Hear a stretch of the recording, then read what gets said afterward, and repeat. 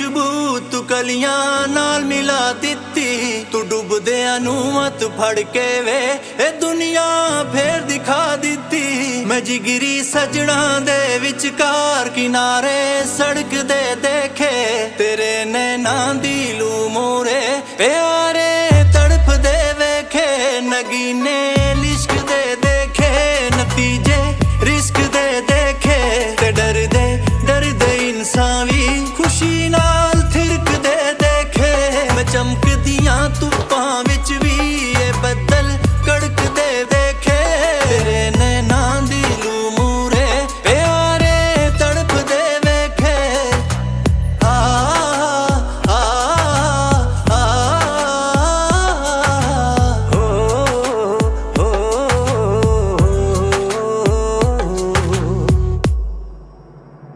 मिट्टी दे बंदे एक दिन वे खुदा नू छू भी सकदे ने। मेरा एहसास है पूरा करिश्मे हो भी सकदे ने। जो पत्थर बन के बैठियां सी सूरतां गौण लगियां ने। मैं पहला सुनिया नहीं सी जो हिदायतां आउण लगियां ने।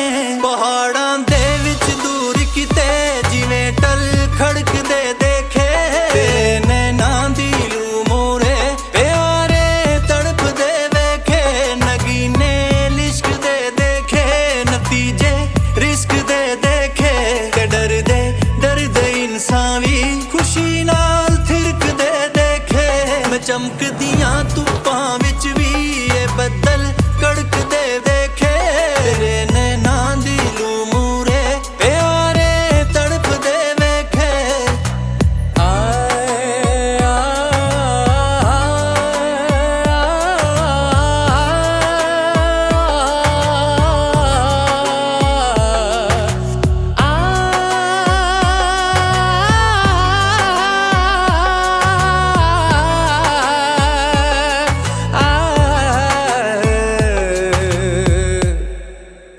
जो सबसे बड़ी बात इसमें दुनिया में समझी जाती है वो है एग्जीक्यूशन गैप। अगर आप देखें तो नशे से मुतासरा फैमिली भी इससे मुख्तलिफ नहीं है।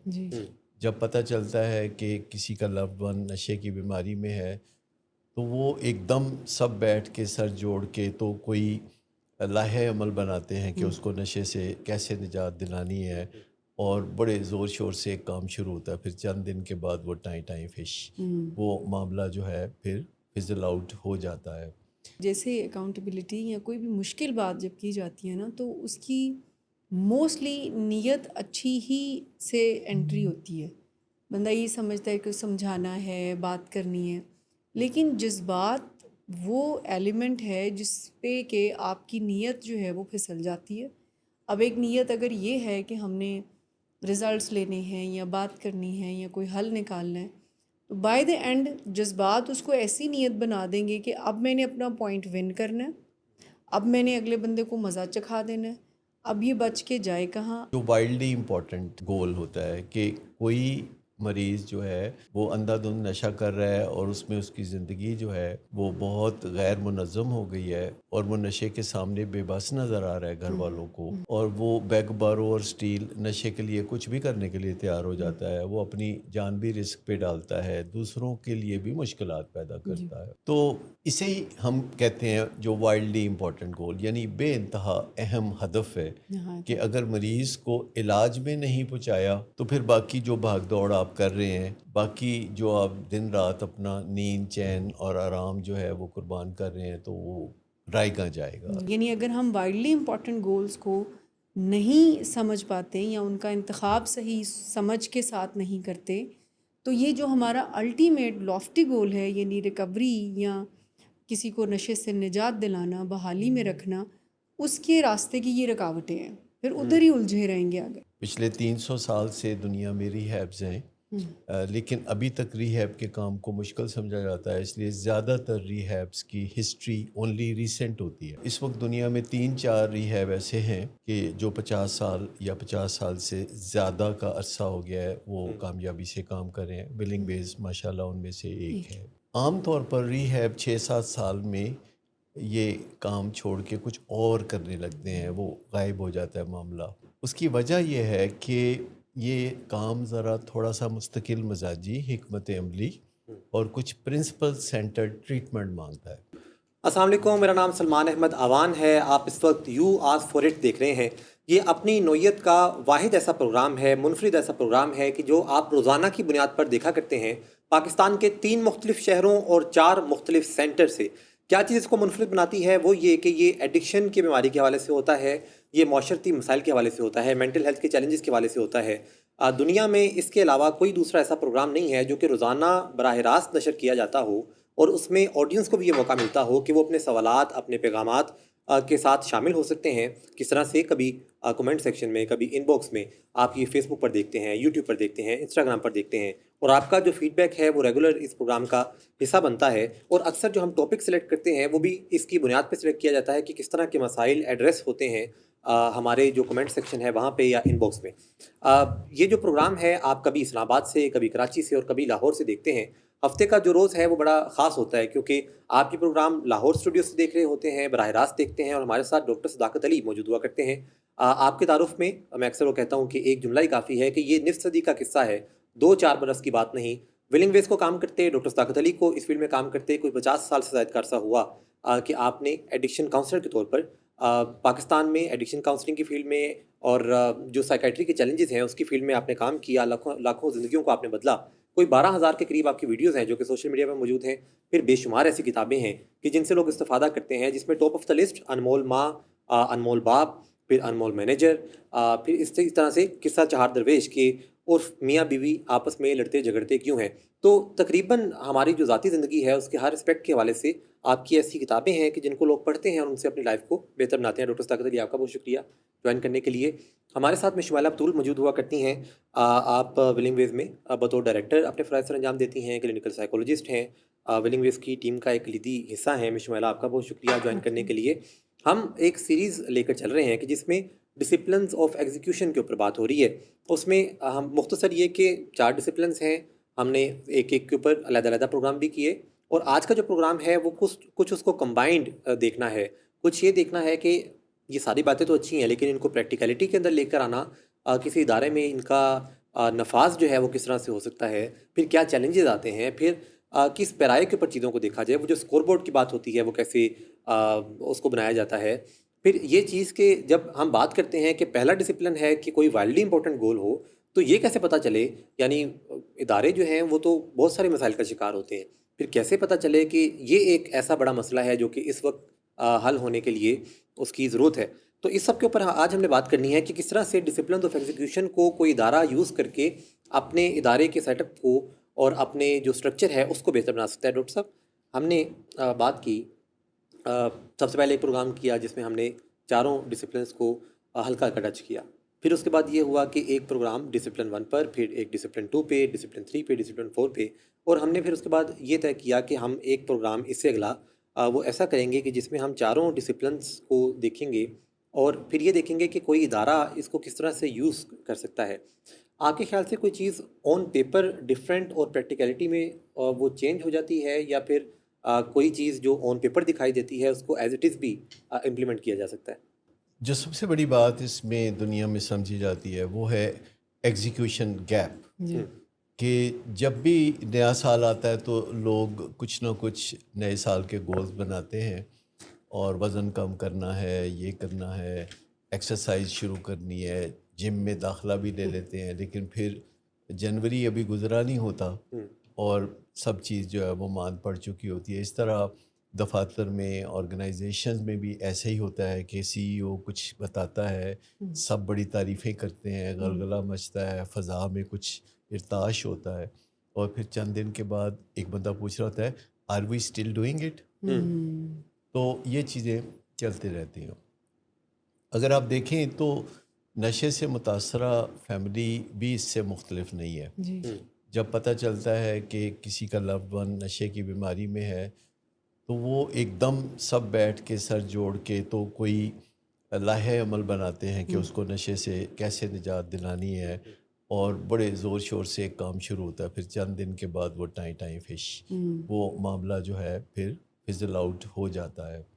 تو پھر وقتاً فوقتاً جب گھر میں مشکلات ہوتی ہیں، تکلیفیں زیادہ ہوتی ہیں، تو فیملی والے پھر سر جوڑ کے بیٹھ جاتے ہیں اور پھر نئے نئے عہد و پیمان کیے جاتے ہیں، قسمیں، وعدے، پیار، وفا، یہ سارا چلتا رہتا ہے اور لگتا ہے کہ اب کی بار ہم کر کے چھوڑیں گے، اور اس کے کچھ عرصے کے بعد پھر بات آئی گئی ہو جاتی ہے، رات گئی بات گئی۔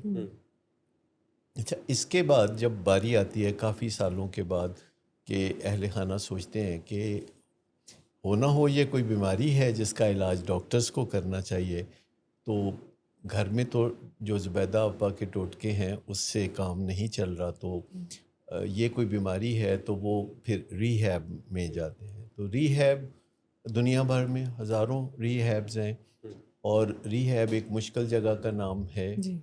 پچھلے 300 سال سے دنیا میں ری ہیبز ہیں، لیکن ابھی تک ری ہیب کے کام کو مشکل سمجھا جاتا ہے، اس لیے زیادہ تر ری ہیبز کی ہسٹری اونلی ریسنٹ ہوتی ہے۔ اس وقت دنیا میں 3-4 ری ہیب ایسے ہیں کہ جو 50 سال یا 50 سال سے زیادہ کا عرصہ ہو گیا ہے وہ کامیابی سے کام کر رہے ہیں۔ بلنگ بیز ماشاءاللہ ان میں سے ایک ہے۔ تو عام طور پر ری ہیب 6-7 سال میں یہ کام چھوڑ کے کچھ اور کرنے لگتے ہیں، وہ غائب ہو جاتا ہے معاملہ۔ تو اس کی وجہ یہ ہے کہ یہ کام ذرا تھوڑا سا مستقل مزاجی، حکمت عملی اور کچھ پرنسپل سینٹرڈ ٹریٹمنٹ مانگتا ہے۔ اب اس میں ری ہیبس جو ہیں وہ وقت کے ساتھ ساتھ میچور ہو رہے ہوتے ہیں، یعنی آپ کسی ری ہیب میں جا کے ایک نظر دیکھیں تو آپ کو اندازہ ہو جائے گا کہ اس ری ہیب کو کتنا عرصہ ہو گیا ہوگا اور یہاں میچورٹی لیول کیا ہوگا۔ تو یہ جو پروگرام ہے جسے ہم 4 ڈسپلنز آف ایگزیکیوشن کہتے ہیں، یعنی جو ایگزیکیوشن گیپ ہے، یہ جو کال و فیل میں بیچ میں فاصلہ ہے، جسے ہم کبھی کبھی واک یور ٹاک بھی کہتے ہیں کہ جو کہو وہ کر کے دکھاؤ، یہ دنیا میں بڑا مشکل کام سمجھا جاتا ہے۔ اب یہ جو 4 ڈسپلنز ہیں یا 4 اہم ستون ہیں جن پہ کام کرنا ہوتا ہے، تو یہ پھر وہ کہتے ہیں نا کہ امید بھر آتی ہے اور کامیابی آپ کے قدم چومتی ہے۔ اور یہ چاروں ڈسپلنز ہیں جن کو ہم پچھلے کچھ پروگراموں میں ڈسکرائب کرتے رہے، بیان کرتے رہے، جن میں سے ایک تو بہت اہم ڈسپلن ہے جسے ہم آخری اور حتمی اور سرکاری نتیجہ سمجھتے ہیں کہ مریض نشہ چھوڑ دے۔ اچھا، یہ ڈسپلن 1 نہیں ہے، یہ ڈسپلن 3 ہے۔ ڈسپلن 1 یہ ہے کہ جو وائلڈلی امپورٹنٹ گول ہوتا ہے کہ کوئی مریض جو ہے وہ اندھا دھند نشہ کر رہا ہے اور اس میں اس کی زندگی جو ہے وہ بہت غیر منظم ہو گئی ہے، اور وہ نشے کے سامنے بے بس نظر آ رہا ہے گھر والوں کو، اور وہ بیگ بارو اور سٹیل نشے کے لیے کچھ بھی کرنے کے لیے تیار ہو جاتا ہے، وہ اپنی جان بھی رسک پہ ڈالتا ہے، دوسروں کے لیے بھی مشکلات پیدا کرتا ہے۔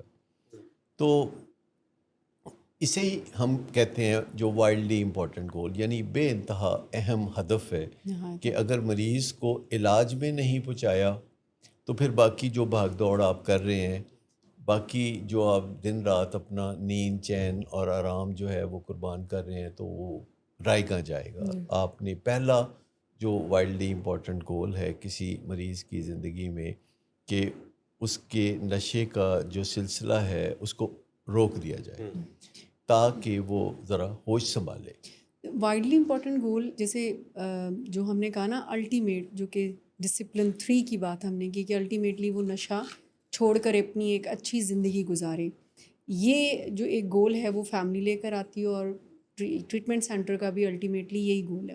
لیکن وائڈلی امپورٹنٹ گول یا نہایت اہم گول کے بغیر اس بڑے گول تک پہنچنا ناممکن ہو جاتا ہے، چونکہ وہ موقع کی مناسبت کے ساتھ وہ بدلتے رہتے ہیں، اور وہ اس کی راستے میں رکاوٹ بھی بن سکتے ہیں۔ وائلڈلی امپورٹنٹ گول جو ہیں وہ گرگٹ کی طرح رنگ بدل رہے ہوتے ہیں اس جرنی میں، اور یہ رکاوٹ بن سکتے ہیں۔ یعنی اگر ہم وائلڈلی امپورٹنٹ گولز کو نہیں سمجھ پاتے یا ان کا انتخاب صحیح سمجھ کے ساتھ نہیں کرتے، تو یہ جو ہمارا الٹیمیٹ لافٹی گول ہے، یعنی ریکوری یا کسی کو نشے سے نجات دلانا، بحالی میں رکھنا، اس کے راستے کی یہ رکاوٹیں ہیں، پھر ادھر ہی الجھے رہیں گے۔ اگر تو فیملی کے لیے پہلا جو گول ہے جسے ہم وائڈلی امپورٹنٹ گول کہتے ہیں وہ کیا ہوا؟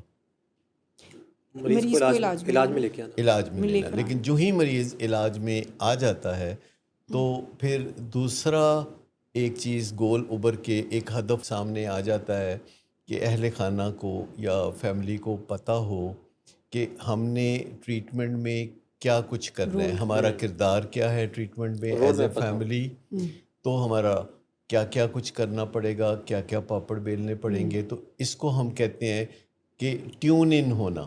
یعنی لے مین تھنکنگ جو ہے نشے کی بیماری کی اور علاج کی وہ صرف اتنی ہے کہ اگر آپ کی ول پاور ہو تو آپ نشہ چھوڑیں گے، جبکہ سائنٹیفک سوچ یہ ہے کہ ول پاور آپ کو علاج میں تو لے کے جا سکتی ہے، نشہ نہیں چھڑوا سکتی آپ سے. ول پاور تھک جاتی ہے اور ول پاور ایگزاسٹ ہو جاتی ہے. تو فیملی کو ٹیون ان ہونے کی ضرورت ہے، ان کو نظریہ بیماری سمجھنے کی ضرورت ہے کہ یہ خالی ایک ذہن کا یا مائنڈ کا معاملہ نہیں ہے، یہ برین کا معاملہ ہے. یہ جسم میں جو بائیو کیمسٹری ہے وہ ڈسٹرب ہوئی ہے، جس کا تعلق جینیٹک ریزن سے ہے. تو فیملی کو بہت ساری چیزیں سمجھنے کی ضرورت ہوتی ہے. مثلا فیملی جو ہے وہ ٹریڈیشنل تھنکنگ میں ہوتی ہے، فیملی انیبلنگ اور پرووکنگ کر رہی ہوتی ہے. یعنی کبھی مریض کو ہر روز کلین سلیٹ دینا، اس کی مشکلات کو حل کرتے رہنا، اس کو چھپاتے رہنا زمانے سے کہ کسی کو پتہ نہ چلے، اور اس کی خواہشیں اور اس کی تمنائیں پوری کرتے رہنا کہ مجھے گاڑی لے دیں، مجھے یہ کر دیں گے تو میں نشہ چھوڑ دوں گا. اور جب وہ ایسا نہیں کرتا تو پھر فیملی غصے میں برا بھلا کہنے پہ اتر آتی ہے. اس کو ہم پرووکنگ کہتے ہیں، یعنی اشتعال انگیزی کہتے ہیں. تو سہولت کاری کرتے رہنا کہ سدھر جائے گا، احساس کرے گا. جب وہ نہیں سدھرتا تو پھر اس کو اشتعال انگیزی کے ذریعے برا بھلا کہنا، جس سے کہ شیم پیدا ہوتی ہے. تو یہ ٹیون ان میں جو کہ داخلے کے فوراً بعد جو پہلا وائلڈلی امپورٹنٹ گول تھا وہ اب وائلڈلی امپورٹنٹ نہیں رہا. وہ ایسے جیسے سمندر کی لہریں اوپر نیچے آتی رہتی ہیں، تو وہ نیچے چلا گیا تو ایک چیز اور ابھر کے سامنے آ گئی کہ فیملی جو کہ اپنے گھر میں روزمرہ مریض کے ساتھ نپٹ رہی تھی جس طرح سے بھی ممکن ہوتا تھا ان کے دیسی طریقوں سے، ٹوٹکوں سے، تو اب مریض جو ہے وہ پہلے ہسپتال سے دوسرے ہسپتال میں چلا گیا. یعنی پہلے گھر ہسپتال تھا تو اب وہ جو ہے وہ ری ہیب میں آ گیا ہے مریض. اور فیملی اس نئی سچویشن کو کوپ کرنے میں بھی مشکلات محسوس کرتی ہے کہ لوگوں کو کیا بتائیں کہ مریض کہاں ہے، مریض کے بغیر گھر میں اس کی جدائی کو کیسے فیس کریں. آدھی رات کو جو بار بار اٹھ کے اس کو دیکھتے تھے تو اب وہ اپنے بستر پہ نظر نہیں آتا، تو فیملی کو بڑی کوفت ہوتی ہے. تو ٹیون ان میں بہت ساری چیزیں ہوتی ہیں جو مطلب فیملی کو جاننے کی ضرورت یعنی ہوتی ہے. وہ جو وائڈلی امپورٹنٹ گول ہے اب وہ علاج میں تو لے آئے، اب اس کے بعد یہ ٹریٹمنٹ سینٹر کا بھی وائڈلی امپورٹنٹ گول ہوگا کہ فیملی کو ٹیون ان کر دیں. یہ ان کی ذمہ داری بھی ہے، کیونکہ یہاں پہ وہ جیسے بھی ہم نے یہ بات کی نا کہ ان ڈسپلنس کو ایگزیکیوٹ کرنے میں کچھ دشواریاں ہوتی ہیں. تو ایک یہ بھی ہے کہ جب ہم فیملی کو صحیح ٹائم پہ، یعنی اگر ٹیون ان کا ٹائم ہے اور وہ اس وقت کی ضرورت ہے، اور وہ ان کو ایجوکیٹ کرنے کی بجائے، ان کو نظریہ بیماری سمجھانے کی بجائے ان کو اس تکلیف سے نکالنا، بیکاز فیملی جب یہ مشکل فیصلہ لے لیتی ہے تو اس کے بعد ان کو بہت سارے وہم وسوسے ہوتے ہیں. تو ان کے ذہن میں یہ بھی آتا ہے کہ ہم نے فیصلہ ٹھیک کیا، کہیں ہم نے زیادتی تو نہیں کر دی. اس انڈیسائسونیس سے نکالنا، اور اگر یہ والا سٹیپ نہیں کیا اور جو معالج ہے وہ الجھ گیا فیملی کے ان سوالوں پہ، آج اس نے کھانا ٹھیک کھایا ہے، اس کو نیند ٹھیک آئی ہے، غصہ تو نہیں کرتا، یہ تو نہیں، اور ماہر نفسیات یا ڈاکٹر جو بھی فیملی کو ڈیل کر رہا ہے وہ فیملی کی تسلی کرانے کو امپورٹنٹ گول سمجھ رہا ہے، تو یہاں پر اگلے ٹریٹمنٹ کی پوری جو سٹرکچر ہے وہ خراب یہاں ہو جائے جو گی. پہلا معیار ہے، اگر آپ فیملی کو ایجوکیٹ کرنا چاہتے ہیں، ٹیون ان کرنا چاہتے ہیں، تو آپ نے ان کو روز بلانا ہے مریض کے داخل ہونے کے بعد. عام طور پر ری ہیبز جو ہیں وہ مہینے بعد یا 40 دن بعد پہلی ملاقات کراتے ہیں، جس سے کہ فیملی کو بڑی کوفت ہوتی ہے. اور بہت سارے مریض اسی وجہ سے علاج سے محروم رہ جاتے ہیں کہ ان کی فیملی اس طرح کا بلائنڈ ٹرسٹ کرنے کے لیے آمادہ نہیں ہوتی تو ویلنگ ویز میں ہمیشہ مریض کے داخلے کے اگلے دن ہی فیملی کو ملایا جاتا ہے مریض سے، جس کو ہم ٹچ اینڈ گو میٹنگ کہتے ہیں. بریف میٹنگ ہوتی ہے جس میں مریض ٹھیک ٹھاک اچھی حالت میں ان کو نظر آتا ہے اور وہ اس کو ہیلو کر کے تھوڑی سی باتیں کر کے 2-4 منٹ تو وہ چلے جاتے ہیں. اور اس سے پہلے اور اس سے بعد فیملی کو ٹیون ان سیشن میں جانے کا موقع ملتا ہے، جہاں ان کو سیکھنے کا موقع ملتا ہے کہ کسی مریض کو جب نشے کی بیماری ہوتی ہے تو ول پاور اس میں کوئی خاص کردار ادا نہیں کرتی، بلکہ بے شمار امور ہیں، ملٹی ڈسپلنری اپروچ ہے جس سے کہ وہ کمفرٹیبلی نشہ چھوڑنے کے قابل ہوتا ہے. تو یہ جو ٹیون ان ہے جس میں ہم فیملی کو اگلے مرحلوں کے بارے میں پریویو دیتے ہیں، اور یہ 14 دن کا پروسیس ہے جس میں ہم فیملی کو 12 ملاقاتیں کراتے ہیں، اور اس میں ہر ملاقات کے ٹائم پہ مریض کا اور فیملی کا انٹریکشن جو ہے ماہرین غور سے دیکھتے ہیں، پھر اس کی روشنی میں وہ فیملی کو گائیڈنس دیتے ہیں. جب ہمارے پاس کوئی فیملی آتی ہے تو ان کا بھی تو نظریات کے مطابق، یعنی ان پچھلے پیراڈائمس کے مطابق کوئی وائلڈلی امپورٹنٹ گول ہوتا ہوگا. جیسے کسی کو شاید تسلی ریکوائرڈ ہو، اور کسی کی فیملی یہ سوچتی ہو کہ یہ جو والد صاحب ہیں اگر ان کو تسلی آ جائے تو گھر کا ماحول ٹھیک ہو جائے. تو کیا ہمارا کام دوسروں کے نظریات کو اس طرح سے چینج کرنا ہے کہ ان کے وائلڈلی امپورٹنٹ گولز جو ہیں وہ بھی تھیراپیوٹک ہو جائیں؟ ایکچولی فیملی کا تو ایک ہی گول ہوتا ہے، حتمی نتیجہ کہ نشہ چھوڑ دے، اور فیملی کو اس سے غرض ہوتی ہے، ان کو آم کھانے سے غرض ہوتی ہے، پیڑ گننے سے غرض نہیں ہوتی. وہ چاہتے ہیں کہ جی یہ ہے ہمارا بچہ جو کہ ہیروئن پیتا ہے یا کوکین یا الکوہل، آپ اس کی یہ چھڑوا دیں. بیچ کے جو سارے مراحل ہیں یہ ایسے ہی ہے. تھوڑا سا عجیب لگتا ہے یہ بات کہ یہ ایسے ہی ہے جیسے کوئی کسی 4 سال کے بچے کو اسکول میں لے کے جائیں اور کہیں کہ لو جناب یہ بچے کو ڈاکٹر بنا دے. تو یہ تھوڑی سی بات تو ہوگی کہ ڈاکٹر بنا دیں، لیکن اگلے دن جب والدین جائیں گے اسکول بچے کو لینے یا چھوڑنے اور ٹیچر سے ملاقات ہوگی تو روز روز ڈاکٹر بننے کی بات پرائمری جماعتوں میں نہیں کی جائے گی، نہ ہائی اسکول میں کی جائے گی. ان مراحل کو سمجھا جائے گا کہ جہاں جا کے ڈاکٹر بننے کے آثار نظر آئیں گے. تو نشے کی بیماری بھی ایسے ہی ہے، دیکھنے میں وہ بالغ اور قداور لگتا ہے، لیکن ہم سمجھتے ہیں کہ اس کو اسی طرح گرومنگ کی ضرورت ہوتی ہے جیسے ایک چھوٹے بچے کو آپ اسکول، کالج یا یونیورسٹی بھیجتے ہیں اور پھر نتائج کی توقع رکھتے ہیں. خیر اس میں تو وقت بہت لگتا ہے، نشے کے علاج میں اتنا وقت تو نہیں لگتا، لیکن وہ والی بات بھی نہیں کہ اگر کسی مریض نے 3 دن نشہ نہیں کیا تو سمجھو جی اس کا نشہ چھوڑ گیا. جیسے ہمارے مریض کہتے ہیں کہ جی نشہ تو میرا چھوٹ گیا، اب مجھے گھر جانے دیں، 4 دن ہو گئے میں نے نشہ نہیں مجھے کیا. کریونگز بھی نہیں ہو رہی ہیں، مجھے یاد بھی نہیں آ رہی ہے. جتنا ڈسپلن آف ایگزیکیوشن کو دیکھا جائے تو اس سے ایک یہ تاثر بھی نکلتا ہے کہ یہ کسی انسان کو جھنجھوڑتا بھی ہے، کیونکہ اوریجنلی کسی انسان کی جو نیچر ہے وہ مصروف رہنے یا مصروف دکھائی دینے کی ہے، چیزوں کو پرائیورٹائز کرنا یا کوئی درجہ بندی کرنا، کوئی ترجیح ہونا، اور کوئی پلاننگ وہ نہیں ہے. لوگ ایسے نظر آنا چاہتے ہیں کہ ہم بزی لگیں، لیکن اس کا نتیجہ نکلے یا نہ نکلے یہ کوئی انسان اس کے بارے میں نہیں سوچتا. اسی طرح کوئی انسان جو ہے وہ کام کرتے رہنا چاہتا ہے، لیکن اس کو ماپنا تولنا، کوئی اسکور بورڈ یا کوئی اس طرح کی چیز، اس کی طرف اس کا دھیان نہیں ہوتا. کوئی انسان بس اپنے گولز بتانا اس کا وہ ہوتا ہے کہ میری یہ نیت ہے، میں نے وزن کم کرنا ہے، میں نے فلاں کام کرنا ہے، لیکن اگر اس سے جواب دہی ہو تو یہ اس کی نیچر کے اگینسٹ ہے. تو یہ ساری باتیں یعنی جو چاروں ڈسپلنز ہیں یہ بیسیکلی تو وائلڈلی امپورٹنٹ گول سیٹ کرنا یا ہولڈنگ ایچ ادر اکاؤنٹیبل یا پھر اسکور بورڈ یا پھر لوفٹی گول، تو یہ نیچر کے کچھ اگینسٹ لگتا ہے کہ جس میں انسان جو ہے وہ اکثر اس چیز کو اس وجہ سے بھی نہیں ایکسیپٹ کرنا چاہتا کہ اس میں اس کو تنگی اور دقت بڑی نظر آتی ہے. دیکھیے نیچر کے عین مطابق ہے، یہ نیچر کے عین مطابق ہے، لیکن روٹین ایسی ہے دنیا میں کہ آنیاں جانیاں جو ہیں وہ بڑی اہم سمجھی جاتی ہیں، رولا شولا، شور شرابہ.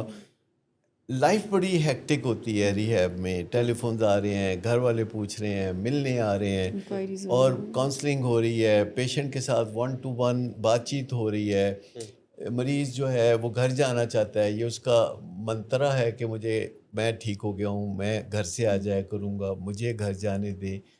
और ये चंद सवाल हैं जो मरीज़ ने करने होते हैं, और वो ढेर सारे सवाल नहीं है, वो 5-6 सवाल हैं जिनका सही जवाब जो है उन्हें मिलना ज़रूरी है, जो कि मोटिवेशनल इंटरव्यूइंग में जो क्लासिकल काउंसलिंग की किस्म है उसमें मिलता है। तो इसमें ये जो अप्रोच है जो रिहैब में, वो 2 तरीके से मिलती है। एक है क्वालिटेटिव अप्रोच और दूसरी है क्वांटिटेटिव अप्रोच। यानी एक मिकदार और एक मेयार की बात होती है। तो बाज़ औक़ात लोग जो बात करते हैं वो जिस मौके पे जो करना है उससे उलट करते हैं। जैसे कोई बंदा कहता है कि बस आप समझ लें कि मैं बड़ी कोशिश कर रहा हूँ, तो आप कुछ समझ नहीं पाएंगे कि वो कोशिश क्या कर रहा है। मसलन कोई कहता है कि मैं वज़न कम करने की बहुत कोशिश कर रहा हूँ, तो आपके ज़हन में क्या सवाल उभरता है?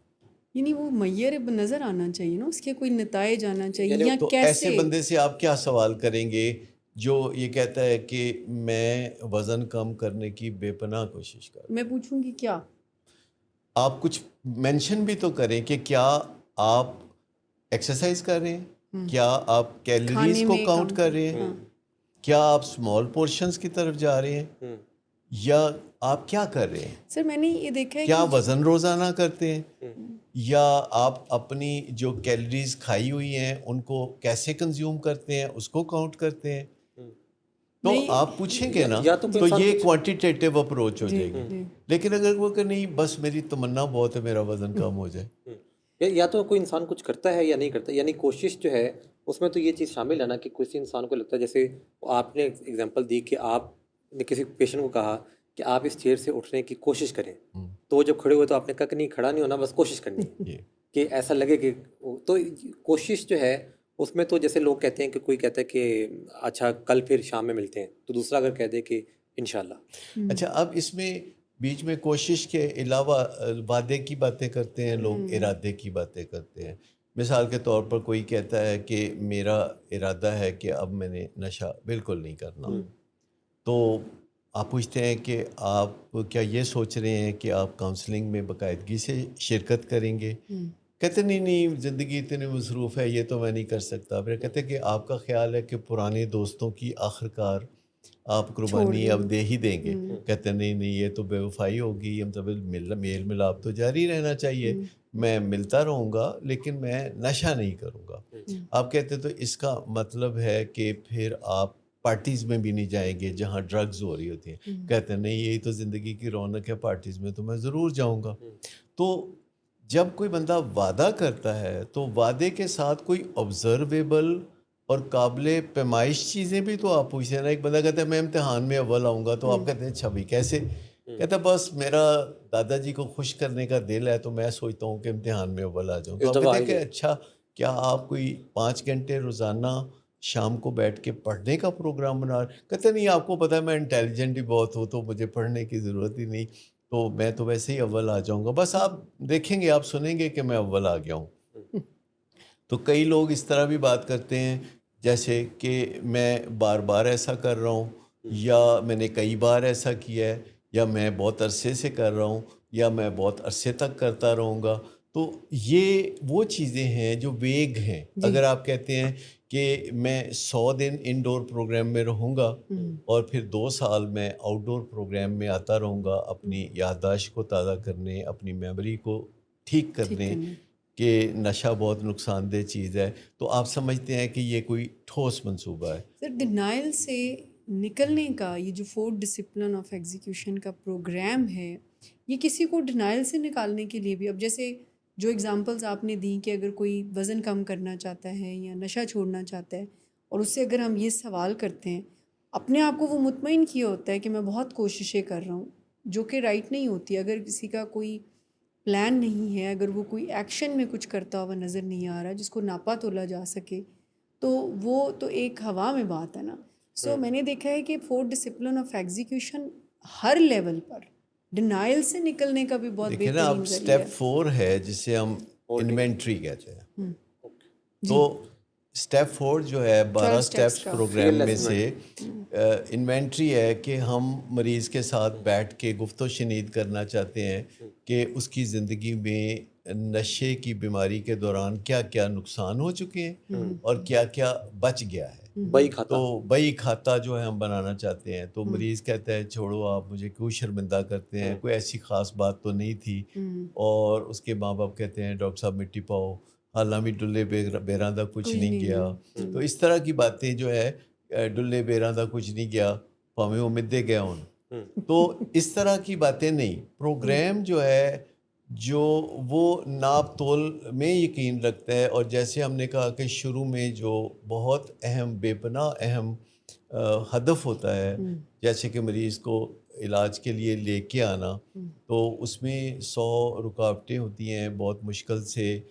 پروسیس انٹرونشن کے ذریعے یا فیملی انٹرونشن کے ذریعے یا پھر کرائسس انٹرونشن کے ذریعے مریض نے علاج میں آنا ہوتا ہے. ہمیں ساتھ جو کمنٹ سیکشن میں پیغامات بھی آ رہے ہیں. ڈاکٹر زینب کہہ رہی ہیں کہ ویل ایکسپلینڈ. سلطان ثاقب صاحب کہہ رہے ہیں نشے کی بیماری کے علاج میں صرف باتیں نہیں بلکہ عملی اقدامات سے اصل فرق پیدا کرتے ہیں. ڈاکٹر صاحب نے جو 4 ڈسپلن بتائے ہیں ان پر علاج گاہ اور فیملی کی طرف سے مسلسل عمل ہی بحالی کو مضبوط بناتا ہے، ورنہ علم بغیر عمل کے بے اثر رہتا ہے. علی شیخ نے کہا ویری نائس گڈ شو، اور ارشد صاحب کہہ رہے ہیں گڈ شو. تو ہمیں ساتھ ساتھ پیغامات بھی آ رہے ہیں. ہم ایک وقفے کی طرف جائیں گے. آپ کا کوئی سوال بھی ہے تو آپ پوچھ سکتے ہیں کہ مزید اگر کلیئرٹی ریکوائرڈ ہے یہ جو 4 ڈسپلنز ہیں کہ کس طرح سے کوئی خواب جو ہے اس کو ایگزیکیوٹ کیا جاتا ہے. تو ہم وقفے پہ چلتے ہیں، واپس آتے ہیں اور بات کو یہاں سے آگے بڑھاتے ہیں.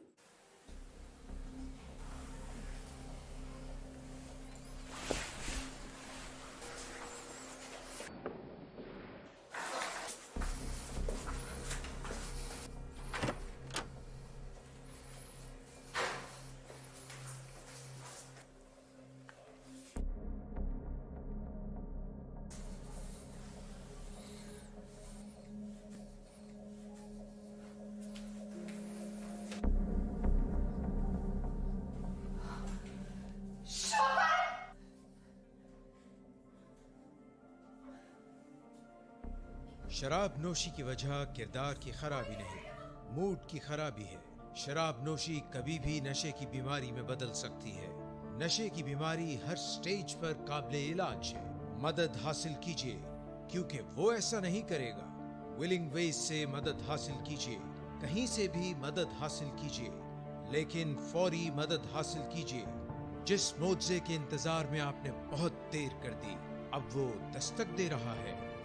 مدد حاصل کیجیے، مدد حاصل کیجیے، مدد حاصل. Good afternoon sir. Good afternoon. Sir ایک کلائنٹ بہت دیر سے آپ کا انتظار کر رہے ہیں. کیا تمہیں کس نے کہا تھا اپائنٹمنٹ دینے کو؟ سر کل شام آپ ہی نہیں تو کہا تھا. جھوٹ بولتی ہو تم.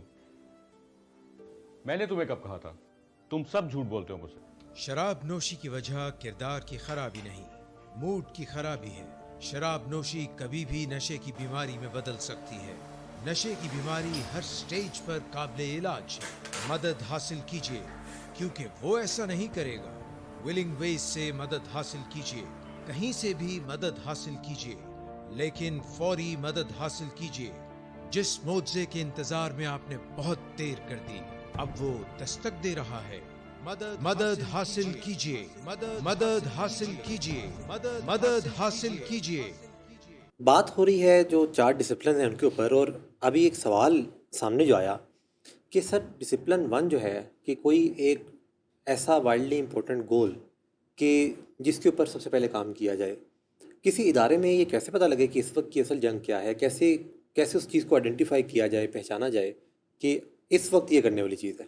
جیسے کہ ہم نہایت اہم گول کی بات کرتے ہیں، اور یہ میں نے پہلے عرض کیا کہ یہ سمندر کی لہروں کی طرح ایک کے بعد دوسرا، دوسرے کے بعد تیسرا آتا رہتا ہے. اچھا، جو 4 ڈسپلن ہیں وہ ریہیب میں ہر وقت آپریٹو ہوتے ہیں، یا فار دیٹ میٹر کسی بھی ادارے میں، چاہے وہ ریہیب ہو یا کوئی فیملی ہو. تو 4 ڈسپلن جو ہے کوئی باری باری کرنے والا کام نہیں ہے. ایک ہی وقت میں ایک وائڈلی امپورٹنٹ گول ہوتا ہے, بے پناہ گول ہوتا ہے, جو وقت کی راگنی ہوتی ہے. اگر وہ نہیں کیا تو پھر بے وقت کی راگنی ہے ساری. لیکن پھر ایک ہوتا ہے کہ جسے ہم کہتے ہیں اسکور بورڈ, یعنی ڈسپلن, جو کہ ایسا اسکور بورڈ چل رہا ہوتا ہے اس میں جس سے کہ جوش بڑھتا ہے. اور پھر تیسرا ڈسپلن یہ ہے کہ جو اصلی اور حتمی نتیجہ ہم چاہتے ہیں, جسے ہم مقصد بھی کہتے ہیں, جو آن گوئنگ ہوتا ہے اور جس کے لیے ہم ساری کوششیں کر رہے ہوتے ہیں. لیکن چوتھا ہے جہاں اصل جا کے تو بات نکھرنی اور سنورنی شروع ہوتی ہے, پالش ہونی شروع ہوتی ہے, وہ ہے ایک اعلیٰ درجے کی بہت بہترین قسم کی جواب دہی. کیونکہ اگر جواب دہی بہترین نہیں ہوگی تو پھر فساد ہوگا. فساد ہوگا تو انرجی جو ہے وہ پھر ضائع ہوگی اور پھر بہت شور ہوگا, تو اس سے کوئی فائدہ نہیں ہوگا, اس سے توجہ اصل معاملات سے ہٹے گی. تو آپ سمجھیں کہ یہ جو چاروں ڈسپلن ہیں, جس میں ایک وقت پہ ایک بہت ہی بے پناہ اہم ہدف ہوتا ہے, اور یہ ہم نہیں بناتے, یہ بنا بنایا ہمیں ملتا ہے, خود ہی ابھر کے وہ سطح پہ آ جاتا ہے. جیسے کسی ایئرپورٹ پہ کوئی ایئر ٹریفک کنٹرولر ہے, تو ہر تھوڑی دیر کے بعد ایک جہاز جو ہے وائلڈلی امپورٹنٹ یا بہت اہم ہدف بن جاتا ہے, جو ایئرپورٹ کے بالکل قریب پہنچ چکا ہوتا ہے, اور وہ ایکٹیولی انگیج ہو جاتا ہے ٹریفک کنٹرولر کے ساتھ بات چیت میں. اسی ٹائم پہ اور بھی بہت سے جہاز ہوتے ہیں جو اس ایئرپورٹ کی طرف بڑھ رہے ہوتے ہیں, لیکن وہ بہت بے پناہ اہم نہیں ہوتے, کیونکہ ابھی گھنٹوں دور ہوتے ہیں. تو جو قریب آتا چلا جاتا ہے وہ خود بخود اہمیت اختیار کرتا چلا جاتا ہے, اور جو ہی جہاز لینڈ کرتا ہے وہ پھر بے پناہ اہمیت کا ہدف نہیں رہتا. جیسے ہم نے بات کی کہ کوئی مریض داخل ہوا ریہیب میں, تو یہ ایک جو ہے بہت ہی اہم ہدف تھا کہ اگر یہ نہ اچیو کرتے تو پھر گھر میں جتنا مرضی بات چیت چلتی رہتی, صلاح مشورے چلتے رہتے, اور مریض نشہ کرتا رہتا, نقصان ہوتے رہتے. تو پھر ہم جو بھی دیگر کوششیں کرتے ہیں, اگر مریض علاج کی طرف نہیں جا رہا تو جو کچھ بھی ہم کریں گے الٹیمیٹلی وہ بیکار جائے گا. لیکن اگر وہ علاج کے اندر چلا گیا ہے تو اب یہ تو بہت بے پناہ ہدف نہیں رہا, یہ تو اچیو ہو گیا. لیکن اب اگلا جو ہدف ہے وہ یہ ہے کہ مریض کو خود فریبی سے یا ڈینائل سے نکالنا, اور اس پہ اس سے بات کریں. تو یہاں بہت ساری مشکلات کاؤنسلرز کو پیش آتی ہیں.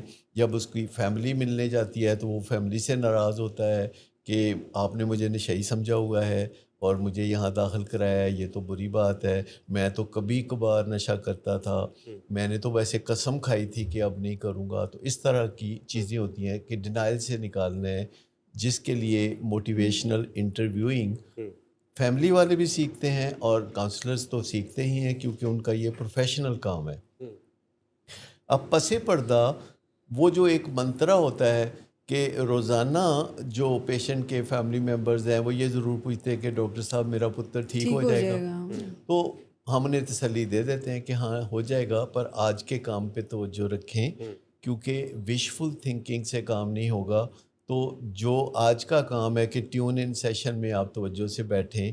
ٹیون ان سیشن میں اب ہم ایسے بھی کرتے ہیں کہ فیملیز کے ساتھ اے آئی کا انٹریکشن کراتے ہیں. فیملی اپنی مرضی سے سوال دیتی ہے اور بڑی سکرین پہ فیملی ممبران جو ہے وہ دیکھ رہے ہوتے ہیں کہ اے آئی ان کو گائیڈ کر رہی ہوتی ہے بین الاقوامی علاج کا جو پروٹوکول ہے اس کے مطابق. تو وہ جو تیسرا یعنی ایک ڈسپلن ہے جسے ہم لافٹی گول بھی کہتے ہیں, کہ جس میں ہر آخر میں جو نتیجہ ہم چاہتے ہیں وہ یہ چاہتے ہیں کہ وہ نشے سے نجات حاصل کر کے ایک مزیدار خوشحال زندگی گزارے. یعنی سٹیپ بائی سٹیپ ہم آگے بڑھ رہے ہیں کیا ایسا کہ نہیں ہم ایک ساتھ سب کچھ کر رہے ہوتے ہیں. ایکچولی چاروں ڈسپلن ایسے جیسے مجھے بتائیں کہ ایک ٹیبل ہو جس کے 4 پائے ہوں, تو چاروں ستون سپورٹ دیں گے تو ٹیبل اپنی جگہ ہوگی نا. تو آپ ایک ایک ستون دیں گے اور باقی کو ایبسینٹ کریں گے تو وہ تو پھر ٹیبل گر جائے گا. ایسا نہیں ہے کہ ہم پہلے وائڈلی امپورٹنٹ گول پہ کام کریں, پھر اس کے بعد ہم اسکور بورڈ پہ, پھر لافٹی گول, پھر اکاؤنٹ. نہیں, یہ 7 ही चल रहे होते हैं, यानी ये गोल साथ गोल्स ही बनाते हुए भी execute- कोई किसी को अकाउंटेबल ठहराया जा रहा है? बिल्कुल बिल्कुल। मतलब ये अकाउंटेबिलिटी का जो काम है, जो चौथा स्तून है, कि किसी भी बंदे ने जो बीच में कोई किरदार अदा कर रहा है, चाहे वो कोई फैमिली मेम्बर है या कोई साइकोलॉजिस्ट है या रीहैब का कोई इंतज़ामिया का बंदा है, तो जो कोई भी किसी ने कहा था कि मैं ये करूँगा, तो फिर उससे पूछा जाता है ना कि आपने जो कहा था कि मैं ये करूँगा, फिर आपने तो क्यों? फिर आपने नहीं किया। अब यहाँ बदमज़गी से बचना है, क्योंकि हमने ये देखना है कि जो चीज़ नहीं हुई वो कैसे होगी। हमने इस पे ज़्यादा लड़ाई नहीं डालनी कि हुआ क्यों नहीं, हमने किया क्यों नहीं। तो ज़्यादातर लोग बाज़ औक़ात माजी में फंसे रहते हैं। जी बाज़ औक़ात लोग माजी में से निकल के सीधे मुस्तकबिल के अंदर बिखर जाते हैं। तो एक लम्हा मौजूद होता है जो कि बेहतरीन ज़िंदगी का लम्हा होता है, और हमारी तमाम जो एफ़र्ट्स होती हैं वो लम्हा मौजूद में कारआमद होती हैं। तो जो चौथा डिसिप्लिन है जो कि हर वक्त लागू रहता है, कि जो रीहैब वाले हैं वो फैमिली को पूछते रहते हैं कि आपने 4 बजे आना था तो आप आए नहीं। तो वो कहते हैं घर पे मेहमान आ गए थे, तो अब हम क्या कहते हैं, उनको क्या बताते, क्योंकि शेम का पहलू होता है। तो फिर हम उस पर बात करते हैं कि नशे की बीमारी से निजात हासिल करने के लिए बस एक ही कीमत है कि आप शेम में ना रहें। आपके नज़दीक सबसे ज़्यादा अहमियत इस बात की हो कि हमने नशे से निजात हासिल करनी है। इससे कोई फ़र्क नहीं पड़ता कि किसको पता चलता है, किसको पता नहीं चलता। सर वैसे तो कहते हैं ना कि हज़ारों ख्वाहिशें ऐसी कि हर ख्वाहिश पे दम निकले, लेकिन यहाँ एक ही ख्वाहिश है कि हमारा प्यारा नशे की बीमारी में से निकल आए। और उसके लिए अगर हमें ये बर्दाश्त करना पड़ता है कि घर पे कोई मेहमान जो बताए बगैर, हमारे यहाँ काफ़ी रवाज है कि लोग आ जाते हैं और फिर वो पूछते भी हैं कि आप कहाँ जा रहे हैं और आपको क्या मामला दरपेश हैं, तो फिर ये थोड़ी मुश्किलात हैं जिन पे काबू पाना होता है। आप एक टर्म यूज़ करते हैं कि जड़ का मसला और मैं शोर वाला मसला। मैं ऐड कर लूँ, जी, जैसे जी, आप सर ने बात की और आपका सवाल था कि हमें तयन हम कैसे करें कि ये वाइडली इम्पॉर्टेंट गोल है या नहायत अहम। तो इसके बारे में अगर हम कुछ सवालात अपने आप से कर लें तो वो हेल्प कर सकते हैं आपको कि सही असल यानी सवाल ये है कि असल जंग क्या है। अच्छा, ये मसला अगर बेहतर हो गया तो बेहतर क्या होगा, अगर ये मसला बेहतर नहीं हुआ तो नुकसान क्या होगा, यानी क्या ये काबिल पैमाइश है, यानी क्या इसको नापा तोला जा सकता है, क्या टीम वाकई में असर डाल सकती है।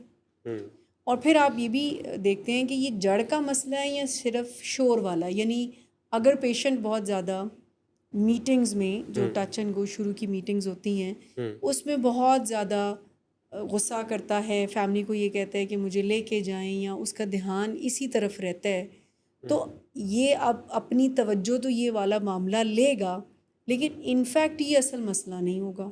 ठीक है, असल मसला या जो जड़ का मसला है वो फैमिली की ट्रेनिंग आपने होगी। छह सवाल बताए कि इस वक्त की असल जंग क्या है, ये इस मसले को बेहतर होने से क्या बेहतरी आएगी, अगर ये बेहतर ना हुआ तो नुकसान क्या होगा, क्या ये काबिल पैमाइश भी है या नहीं, क्या हमारी टीम इस पे असरअंदाज हो सकती है या नहीं, और ये जड़ का मसला है या शोर वाला मसला है। ये अच्छा, मैं आपको ये भी बता दूं कि जहाँ जड़ का मसला यानी रूट कॉज जी नशे की बीमारी बहुत इम्पोर्टेंट है, वहाँ शोर का मसला यानी तसादम भी बहुत इम्पोर्टेंट है। तो आप इग्नोर नहीं कर सकते किसी चीज़ को, लेकिन जड़ का मसला बहरहाल जो है उसको याद रखना बहुत ही इम्पोर्टेंट है। और जो शोर का मसला है वो जब थमेगा, जब शोर थमेगा तो जड़ का मसला समझ में आएगा। जब तक शोर नहीं थमेगा तब तक असल जड़ के मसले पे तवज्जो देने की फुर्सत नहीं मिलेगी। समझने में आसानी के लिए क्या जो 4 क्वाड्रेंट्स की हम बात करते हैं कि जिसमें अर्जेंट इम्पोर्टेंट भी है, अर्जेंट नोट इम्पोर्टेंट भी है, नोट अर्जेंट बट इम्पोर्टेंट भी है, तो क्या ये शोर वाला जो मसला है ये वो है जो कि इस वक्त अर्जेंट और इम्पोर्टेंट है, और क्या जड़ वाला मसला वो है जो कि इस वक्त अर्जेंट नहीं है लेकिन इम्पोर्टेंट है, कि अगर उसके ऊपर काम ना किया गया तो वो कल को शोर वाला बन जाएगा? बिल्कुल दुरुस्त, बिल्कुल दुरुस्त। क्योंकि जो शोर का मसला है, जो हर वक्त जो है घर में दमा चौकड़ी मची हुई है, जो दरवाजे बैंग हो रहे हैं, जो गाली गलोच हो रही है, जो हाथापाई हो रही है, शीशे टूट रहे हैं, गाड़ियों पे डेंट पड़ रहे हैं, हादसे हो रहे हैं, पुलिस से कॉलें आ रही हैं, तो इसे हम कहेंगे अर्जेंट एंड इम्पॉर्टेंट। ठीक है जी। तो इसके साथ साथ वो दूसरा है इम्पॉर्टेंट बट नॉट अर्जेंट, वो है जड़ का मसला जी। कि आज या कल या परसों से तो फ़र्क नहीं पड़ेगा, लेकिन बहरहाल आपको कॉन्स्टेंटली इस इम्पॉर्टेंट बट नॉट अर्जेंट मसले पे तवज्जो देते रहना है। लेकिन फिर जब पहला जो क्वाड्रेंट है जिसे हम कहते हैं अर्जेंट एंड इम्पॉर्टेंट, यानी शोर बेपनाह हो गया जी, तो ये बेपनाह शोर जो है ये फिर एक स्टेज पे जाके अर्जेंट एंड इम्पॉर्टेंट नहीं रहता, ये बेपनाह अहमियत का हदफ बन जाता है कि अब अगर इसका कुछ नहीं किया तो फिर बाकी जो कुछ भी करेंगे वो बेकार होगा, क्योंकि अगर रोज़ाना हादसे हो रहे हैं तो खुदा ना खास्ता जान जा सकती है, डू और डाई। तो जो अर्जेंट एंड इम्पॉर्टेंट है यही वो है जब वो वाइडली इम्पॉर्टेंट बन जाता है। तो जब वो वाइडली इम्पॉर्टेंट बन जाता है तो फिर अब बाकी का सब काम छोड़ के तो आप उसकी तरफ चल पड़ते हैं, यानी अहले खाना उसको इलाज में डालते हैं। जब ही वो इलाज में चला जाता है तो घर वाले समझते हैं कि बस उनका काम हो गया ख़त्म और अब रिहैब वाले कोई चमत्कार करेंगे। जैसे अगर शॉर्ट सर्किट की वजह से आग लगे और आग फैल जाए तो जहाँ तक फैली आपने वहाँ से उसको बुझाना स्टार्ट किया तो ये इस वक्त शोर वाला मसला है, लेकिन फिर उसके बाद आपने शॉर्ट सर्किट के ऊपर भी काम करना है कि असल मसला कहाँ से लेकिन जब शोर कम हो गया तो फिर आपने आराम से नहीं बैठना, फिर आपने जड़ वाले मसले की तरफ चले जाना है। अच्छा, जब आप जड़ वाले मसले की तरफ चले जाएंगे तो फिर आप रोज़मर्रा या हफ्तावार या हर 15 दिन के बाद या महीने बाद कुछ करेंगे। सही है। तो इसको हम कहेंगे कंपेलिंग स्कोर बोर्ड, यानी एक ऐसा स्कोर बोर्ड जो आपकी हौसला अफजाई करे कि आप सही जानिब आगे बढ़ें। लेकिन बीच बीच में अगर आपकी मोटिवेशन कम होगी तो फिर आप तीसरे डिसिप्लिन पे चले जाएंगे, जिसका मतलब है कि हमें नशे के मरीज़ की सेहतयाबी चाहिए, हमें उसकी खुशहाली चाहिए।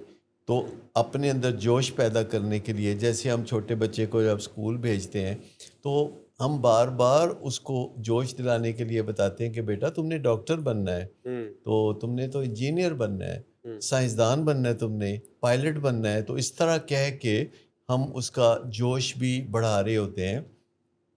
और जब हम ये बातें कर रहे होते हैं तो आप देखिए, जब बच्चों को हम कहते हैं कि पढ़ते नहीं हो, पैसे मांगते रहते हो, बर्गर मांगते रहते हो, तो उसके बाद क्या होता है? हम देते हैं वो सारी चीज़ें जी सर, गुस्सा करके वापस वो सारी चीज़ें देते हैं। तो पहले गुस्सा करते हैं, किया फिर फसाद होता है, तो कहते हैं हम तुम पे इतने पैसे खर्च कर रहे हैं, तो कहते करना नहीं था, पैसे खर्च नहीं करने, जमिया नहीं सी। तो फिर जब बात यहाँ तक पहुँच जाती है कि कोई एहसान जता रहा है और कोई आगे से रिटेलिएट कर रहा है, तो इसका मतलब है जो जवाबदेही है वो पुअर क्वालिटी। सर यहाँ पे अब ये दिमाग में सवाल आ रहा है कि जैसे एक जड़ का मसला है, एक शोर वाला मसला है, ऐसा भी मुमकिन है कि जड़ वाले मसले पे राइट काम किसी ने नहीं किया। जैसे अगर रिहैब की बात की जाए तो किसी काउंसलर को ये अंदाज़ा हुआ कि यहाँ पे अगर फैमिली के ऊपर इस वक्त काम ना किया गया तो ये आगे मसला क्रिएट कर सकती है, और उसने उस टाइम उस पर काम नहीं किया और बाद में पता लगा कि वो मसला क्रिएट हो गया और फिर किसी और को संभालना पड़ा, तो वहाँ पे फिर अकाउंटेबिलिटी आ जाएगी कि वो डिसिप्लिन 4 की। देखिए, जो भी काम वक्त पे नहीं किया वो आपको हॉन्ट करेगा।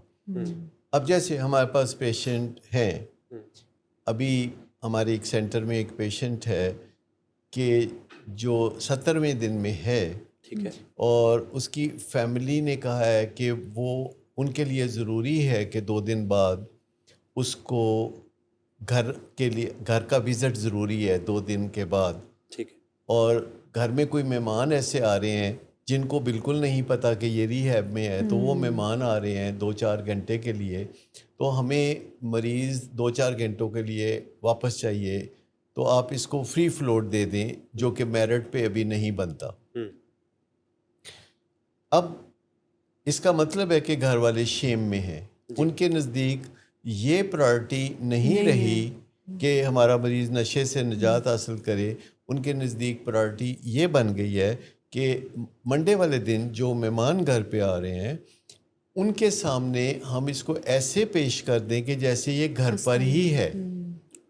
اچھا اب یہ ساری چیزیں جو ہیں ہماری عام زندگی میں چلتی رہتی ہیں، جھوٹ سچ چلتا رہتا ہے، ہم اس پہ کوئی بات قطعاً نہیں لگا سکتے، لیکن نشے کی بیماری سے بحالی آپ سے سچ مانگتی ہے. جی دیکھیں ڈائبٹیز سے بحالی یا دل کی بیماری سے بحالی آپ سے سچ نہیں مانگتی. اگر اپینڈسیکٹمی ہونی ہے تو ضروری نہیں کہ مریض سچ بولے تو تبھی اس کی اپینڈسیکٹمی ہو سکتی ہے. اپینڈکس ڈاکٹر نکال سکتا ہے، مریض سچ بولے مریض جھوٹ بولے، فیملی سچ بولے فیملی جھوٹ بولے، سرجن نے اپنا کام کرنا ہے تو وہ کر گزرے گا. ملیریا کے علاج میں کوئی سچ کی ضرورت ہی نہیں. کوئی ضرورت نہیں، ٹی بی کے علاج کے اندر بھی نہیں ضرورت. اسٹینڈ لیکن بہت بیماری عجیب و غریب بیماری ہے جسے نشے کی بیماری کہتے ہیں کہ اس میں جب تک مریض اپنے آپ سے اور دوسرے سے، خالی دوسرے سے نہیں، خالی اپنے آپ سے نہیں، اپنے آپ اور دوسرے سے جب تک سچ نہیں بولے گا بحالی ایک خواب رہے گی. یعنی یہ وہ بیماری ہے کہ جو کہ جس کے لیے نیک ہونا پڑتا ہے. باقیوں کے لیے نیک تو میں سمجھتا ہوں کہ تھوڑا ورڈ مناسب نہیں ہے اس کے لیے، یعنی اچھا ہونا پڑتا ہے، ایتھیکل ہونا آپ پڑتا ہے. سائنٹیفکلی نیک کی ٹرم یوز کرتے ہیں. مطلب ہم یہ ٹرم یوز زیادہ تر کرتے ہیں پرنسپل سینٹرڈ ہونا. ہم سائنٹیفک اپروچ کی بات کرتے ہیں کہ سائنس جو ہے وہ بھی یہی کہتی ہے سچ بولو. وہ کہتے ہیں کہ اگر آپ سچ نہیں بولیں گے تو کمپلیں نہیں پھوٹیں گی، امیدیں نہیں جاگیں گی. تو سائنس جو ہے وہ تو سیدھے سیدھے پرنسپل بیان کرتی ہے جو ایویڈنس بیسڈ پرنسپلز ہوتے ہیں. یعنی اس بیماری میں چونکہ اس کی علامتیں بھی ایسی ہیں جو کہ کریکٹر ڈیفیکٹس سمجھی جاتی ہیں، مریض جھوٹ بولتا ہے، چوری کرتا ہے، دھوکے دیتا ہے اور بہت کچھ. تو اس کی بہتری بھی کریکٹر میں بہتری کے لیے ریکمنڈیشن یہ ہے، یعنی یہ کوئی اخلاقی سبق نہیں ہوتا کہ آپ سچے ہو جائیں. اس کے بغیر آپ سمجھ لیں کہ کوئی بحالی کے سفر کو شروع ہی نہیں کر سکتا. دیکھیں نا، ہم اکثر فیملیز سے بات سنتے ہیں اور عرصہ دراز ہو گیا اس کام میں، تو ہم دیکھتے ہیں کہ فیملیز آتی ہیں اور آ کے وہ کہتی ہیں کہ جی مریض جو ہے ہمارا بہت تنگ کرتا ہے، اور پھر وہ اپنے دکھڑے بیان کرنا شروع کرتے ہیں اور وہ مختلف انداز سے بتاتے ہیں کہ ان کی زندگی مریض نے کتنی اجیرن بنا رکھی ہے. اور پھر یکا یک وہ گیئر بدلتے ہیں اور کہتے ہیں ویسے ڈاکٹر صاحب ہے بڑا چنگا، ہے بہت اچھا. تو ہم پہلے اس بات پہ بڑے حیران ہوتے تھے، لیکن پھر تجربے کے ساتھ ہمیں پتہ چلا کہ وہ سچ کہتے ہیں، کیونکہ انہوں نے نشے کے مریض کو پہلے بھی دیکھا ہوتا ہے، نشے سے پہلے بھی دیکھا ہوتا ہے، اور اس کے اچھے اوصاف بھی دیکھے ہوتے ہیں. اور جو چیزیں نشے کی بیماری نے اس کے اندر پیدا کر دی ہیں وہ بھی دیکھی ہوتی ہیں. لیکن عام طور پر لوگ سمجھتے ہیں کہ نشے کی بیماری مریض کو خراب نہیں کرتی، مریض خراب ہوتا ہے تو نشہ کرتا ہے. اصل بات یہ ہے کہ وہ انڈا پہلے اور مرغی پہلے والا معاملہ بن جاتا ہے. اب مریض جو ہے جب نشے کا مریض بنتا ہے تو اس سے پہلے وہ ٹھیک ہی ہوتا ہے. یہ ایسے ہی ہے جیسے جو بندہ وامٹنگ کرتا ہے تو ایک دن پہلے تو وہ ٹھیک ہی ہوتا ہے، لیکن جب اس کا معدے میں کوئی پرابلم ہو جاتا ہے تو وہ وامٹنگ کرتا ہے. اسی طرح جب نشے کا مریض ابھی نشہ نہیں کرتا تھا اور نشے کی بیماری میں نہیں پھنسا تھا تو وہ ٹھیک ہی انسان تھا. لیکن نشہ کرنے سے اور نشے کی بیماری میں پھنسنے سے جو ٹاکسیسٹی آئی، اس میں اس کے برین نے وہی کچھ کرنا شروع کر دیا جو معدہ کرتا ہے بیماری میں، جسے ہم کہتے ہیں خرابیاں کرنی شروع کر دی. اس میں یہ ہے جھوٹ بولنا، بیگ بارو اور سٹیل، دنگا فساد کرنا، مارو مر جاؤ، شور شرابہ، یہ کرنا شروع کر دیا. تو اب میں خود یعنی اتنا وقت گزرنے کے بعد جب فیملی آتی ہے اور وہ دکھڑے بیان کر رہی ہوتی ہے، مشکلات بیان کر رہی ہوتی ہے، تو اس سے پہلے کہ وہ کہیں کہ ڈاکٹر صاحب ایسے ہے بڑا چنگا، تو میں خود ہی کہہ دیتا ہوں، میں نے کہا ویسے میں آپ کو بتاؤں کہ آپ کا مریض ہے بہت نائس آدمی. اچھا جب میں کہتا ہوں تو ابھی وہ تیار نہیں ہوتے، ذہنی طور پر مجھے کھول کے دیکھتے ہیں کہ اتنی دیر سے ہم آپ کے سامنے یہ راگل آپ رہے ہیں کہ اس نے ہماری زندگی خراب کر رکھی ہے، اور آپ کہتے ہیں کہ ہے بڑا نائس. تو پھر وہ کہتے ہیں کہ تانوں رہنا پوے نا یہ نال تے پھر تانوں پتہ لگے. تو میں کہا میں انہاں دے نال ہی رہنا، 50 سال ہو گئے دن رات تو ادھر ہی گزرتے ہیں.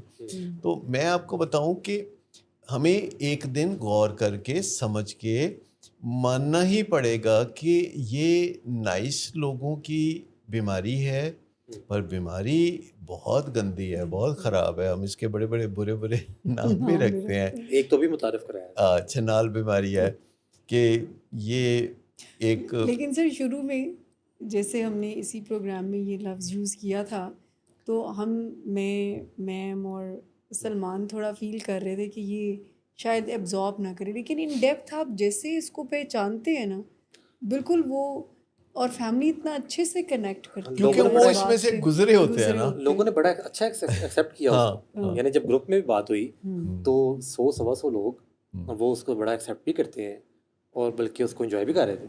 تو یہ یعنی وہ بہت جلدی سمجھ جاتے ہیں. یعنی آج میں نے ایک فیملی سے بات کی اور آپ کے الفاظ کو یوز کیا کہ ڈاکٹر صاحب نے اس کو یہ نام دیا، وہ فوراً سے وہ آپ کہتے ہیں بالکل ٹھیک کہہ رہے ہیں، یہ بھی کرتی ہے، یہ بھی کرتی ہے، یہ بھی کرتی ہے. اچھا میں آپ کو بتاؤں کہ ایکچولی آپ اس کو یوں زیادہ اچھا انڈرسٹینڈ کر سکتے ہیں کہ ایک اچھے بھلے انسان کے اندر ایک بھوتنا جو ہے وہ گھس جاتا ہے. یعنی آپ تصور کریں کہ ایک آپ کا لوڈ ون ہے اور ایک اس کے اندر جو ہے گھس بیٹھی ہے جو کہ اس کے اندر ہے اور چھپ کے اس کو گن پوائنٹ پہ اکساتا رہتا ہے، ایموشنل گن پوائنٹ پہ کہ تم یہ کرو، تم وہ کرو، ہم فلاں کرو. تو ہم بعض اوقات مریضوں کو باقاعدہ ویژولائز کرنے کا بھی موقع دیتے ہیں کہ اچھا اگر آپ اپنے اندر اس بندے کو کسی تصویری شکل میں دیکھنا شروع کر دو کہ جو آپ کے اندر ہوتا ہے اور کہتا ہے نشہ کرو، اور آپ اسے کہتے ہیں یار باز آ جاؤ، نہ مجبور کرو، اور وہ مجبور کرتا رہتا ہے. تو میں کئی دفعہ ان کو کہتا ہوں کہ اچھا اگر آپ کے اندر کوئی سمجھے کہ بھوت گھس گیا ہے جو کہ آپ کے دماغ میں بیٹھ کے تو آپ کو مجبور کر رہا ہے ان تمام بری حرکتوں پہ، یہ آپ نہیں ہے، یہ وہ بھوت ہے، تو آپ اس کی شکل کو کیسے دیکھو گے؟ تو ایک پیشنٹ نے مجھے کل کہا کہ جیسے وہ 440 وولٹ کا خطرے کا نشان نہیں ہوتا جس میں 2 ہڈیاں ہوتی ہیں اور ایک بندہ ہوتا ہے، تو کہتا ہے میں اس کو ویسے دیکھتا ہوں.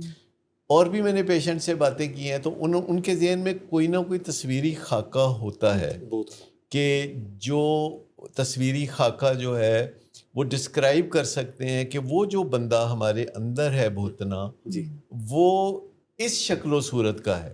اس میں چند چیزیں جو مریضوں نے مجھے بتائیں وہ بڑی دلچسپ ہیں، جیسے کہ جو میل ہیں وہ بتاتے ہیں کہ وہ کوئی میل ہے، ٹھیک ہے، اور جو خواتین ایڈکشن کی بیماری میں ہیں وہ بتاتی ہیں کہ وہ کوئی خاتون ہے. اچھا جو گورا ہے وہ بتاتا ہے کہ وہ کالا ہے جو اندر ہے. اور اس طرح ان کے کریکٹرسٹک جو ہے جب میں ڈیفائن کرنے کے لیے کہتا ہوں پھر میں ان کو سکھاتا ہوں کہ اچھا آپ اس کے ہاتھوں میں کھیلتے ہیں تو اگر آپ چاہیں تو وہ آپ کے ہاتھوں میں کھیل سکتا ہے، جیسے آپ چاہیں تو اس کا سائز چھوٹا کر دیں، آپ چاہیں تو اس کو دماغ میں اس کی جگہ بدل دیں، آپ اس کو وقتی طور پر دماغ سے نکال کے کہیں دور پھینک آئیں، یا آپ اسے بلیک اینڈ وائٹ میں دیکھیں، یا آپ اسے کلر میں دیکھیں، یا آپ اسے تیز روشنی میں دیکھیں یا ڈم روشنی میں دیکھیں. یہ نیورو لنگوسٹک پروگرامنگ کی ٹیکنیکس ہیں جس میں وہ بڑا انجوائے کرنے لگتے ہیں کہ وہ اپنے اندر کے مانسٹر کو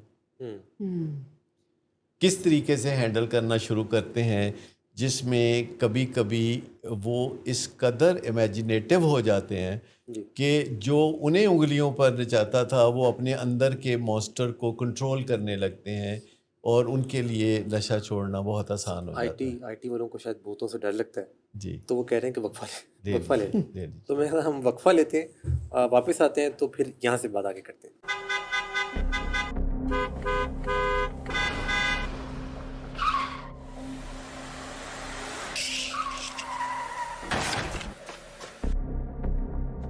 یہ انسان اتنی دیر سے گیٹ کیوں کھولا؟ سوئے ہوئے تھے تم کیا؟ سر میں نے تو منٹ بھی بکواس نہ کرو تم میرے ساتھ. کیا کر رہے ہیں آپ؟ ابا جی گھر پہ ہیں، نشے میں گالیاں دے رہے ہیں. خدارا ہوش میں آئے، کیا ہو گیا آپ کو؟ ہوش میں کیسے آؤں؟ سارا کیا دھرا انہی کا تو ہے. شراب نوشی کی وجہ کردار کی خرابی نہیں، موڈ کی خرابی ہے. شراب نوشی کبھی بھی نشے کی بیماری میں بدل سکتی ہے. نشے کی بیماری ہر سٹیج پر قابل علاج ہے. مدد حاصل کیجئے کیونکہ وہ ایسا نہیں کرے گا. ولنگ ویز سے مدد حاصل کیجئے، کہیں سے بھی مدد حاصل کیجئے، لیکن فوری مدد حاصل کیجئے. جس معجزے کے انتظار میں آپ نے بہت دیر کر دی اب وہ دستک دے رہا ہے. مدد حاصل کیجئے، مدد حاصل کیجئے، مدد حاصل کیجئے. بات ہو رہی ہے جی جو ڈسپلنس ہیں 4 ان کے بارے میں، اور اس میں اب سوال یہ سامنے آ رہا ہے کہ کوئی بھی سر جب ہم گول بناتے ہیں، کوئی ہدف سیٹ کیا، پھر اس میں پیمائش کس طرح سے ہو اس کو، یعنی کون کون سے ایسے ایکشنز ہوں کہ جو کہ اس گول کو اچیو کرنے میں ہماری مدد کریں، تو کوئی ایسا خاکہ کیا ہے کہ وہ جو ہے ایک ہم بڑا مقصد بنا رہے ہیں اس کو کس طرح سے اچیو کیا جائے؟ دیکھیے، سب سے پہلی بات تو یہ ہے کہ جو ڈسپلن 3 ہے جی یہ ہمیں every day rather every hour یاد رکھنے کی ضرورت ہے، کیونکہ یہ گریٹ موٹیویٹنگ فورس ہے کہ ہم اپنے پیارے کو نشے سے نجات کے ساتھ ایک خوشحال زندگی گزارتے ہوئے دیکھیں، یعنی امیجن کریں.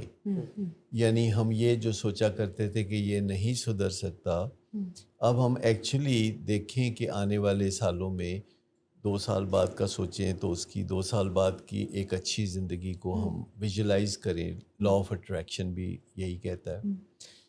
مین وائل ہر وقت کوئی نہ کوئی وائڈلی امپورٹنٹ گول ہوگا، یعنی بے پناہ اہمیت کا حامل، لیکن یوں لگتا ہے کہ جیسے مریض کو علاج گاہ میں پہنچانا ہی واحد بے پناہ اہمیت کا گول ہے، تو ایسا نہیں ہے. اس کے بعد یہ بھی بہت اہمیت کا گول ہے کہ فیملی ٹیونڈ ہو علاج کے بارے میں، ڈیلی موٹیویشن میں جائے، فیملی کے نظریات بدلیں، کیونکہ جو کامن سینس کے تحت نظریات ہیں ان سے نشے کی بیماری سے نجات نہیں ملتی. جو لوگ کہتے ہیں جی ول پاور ہونی چاہیے، یا مریض کو کوئی لالچ دے دیں، یا مریض کے ساتھ کوئی سختی کریں، تو یہ جو کامن سینس ہوتی ہے یہ ایکچولی نان سینس ہوتی ہے. اس کو ہم پیار سے کامن سینس کہتے ہیں، کیونکہ نان سینس کا ذرا برا لگتا ہے. آپ یوں سمجھے کہ دنیا میں کچھ چیزیں ہوتی ہیں جو سائنٹیفک ہوتی ہیں یا سائنس کے مطابق ہوتی ہیں، اور باقی چیزیں جو ہوتی ہیں وہ نان سائنس ہوتی ہیں. اچھا، اب سائنس اور نان سائنس آپ سمجھ گئے.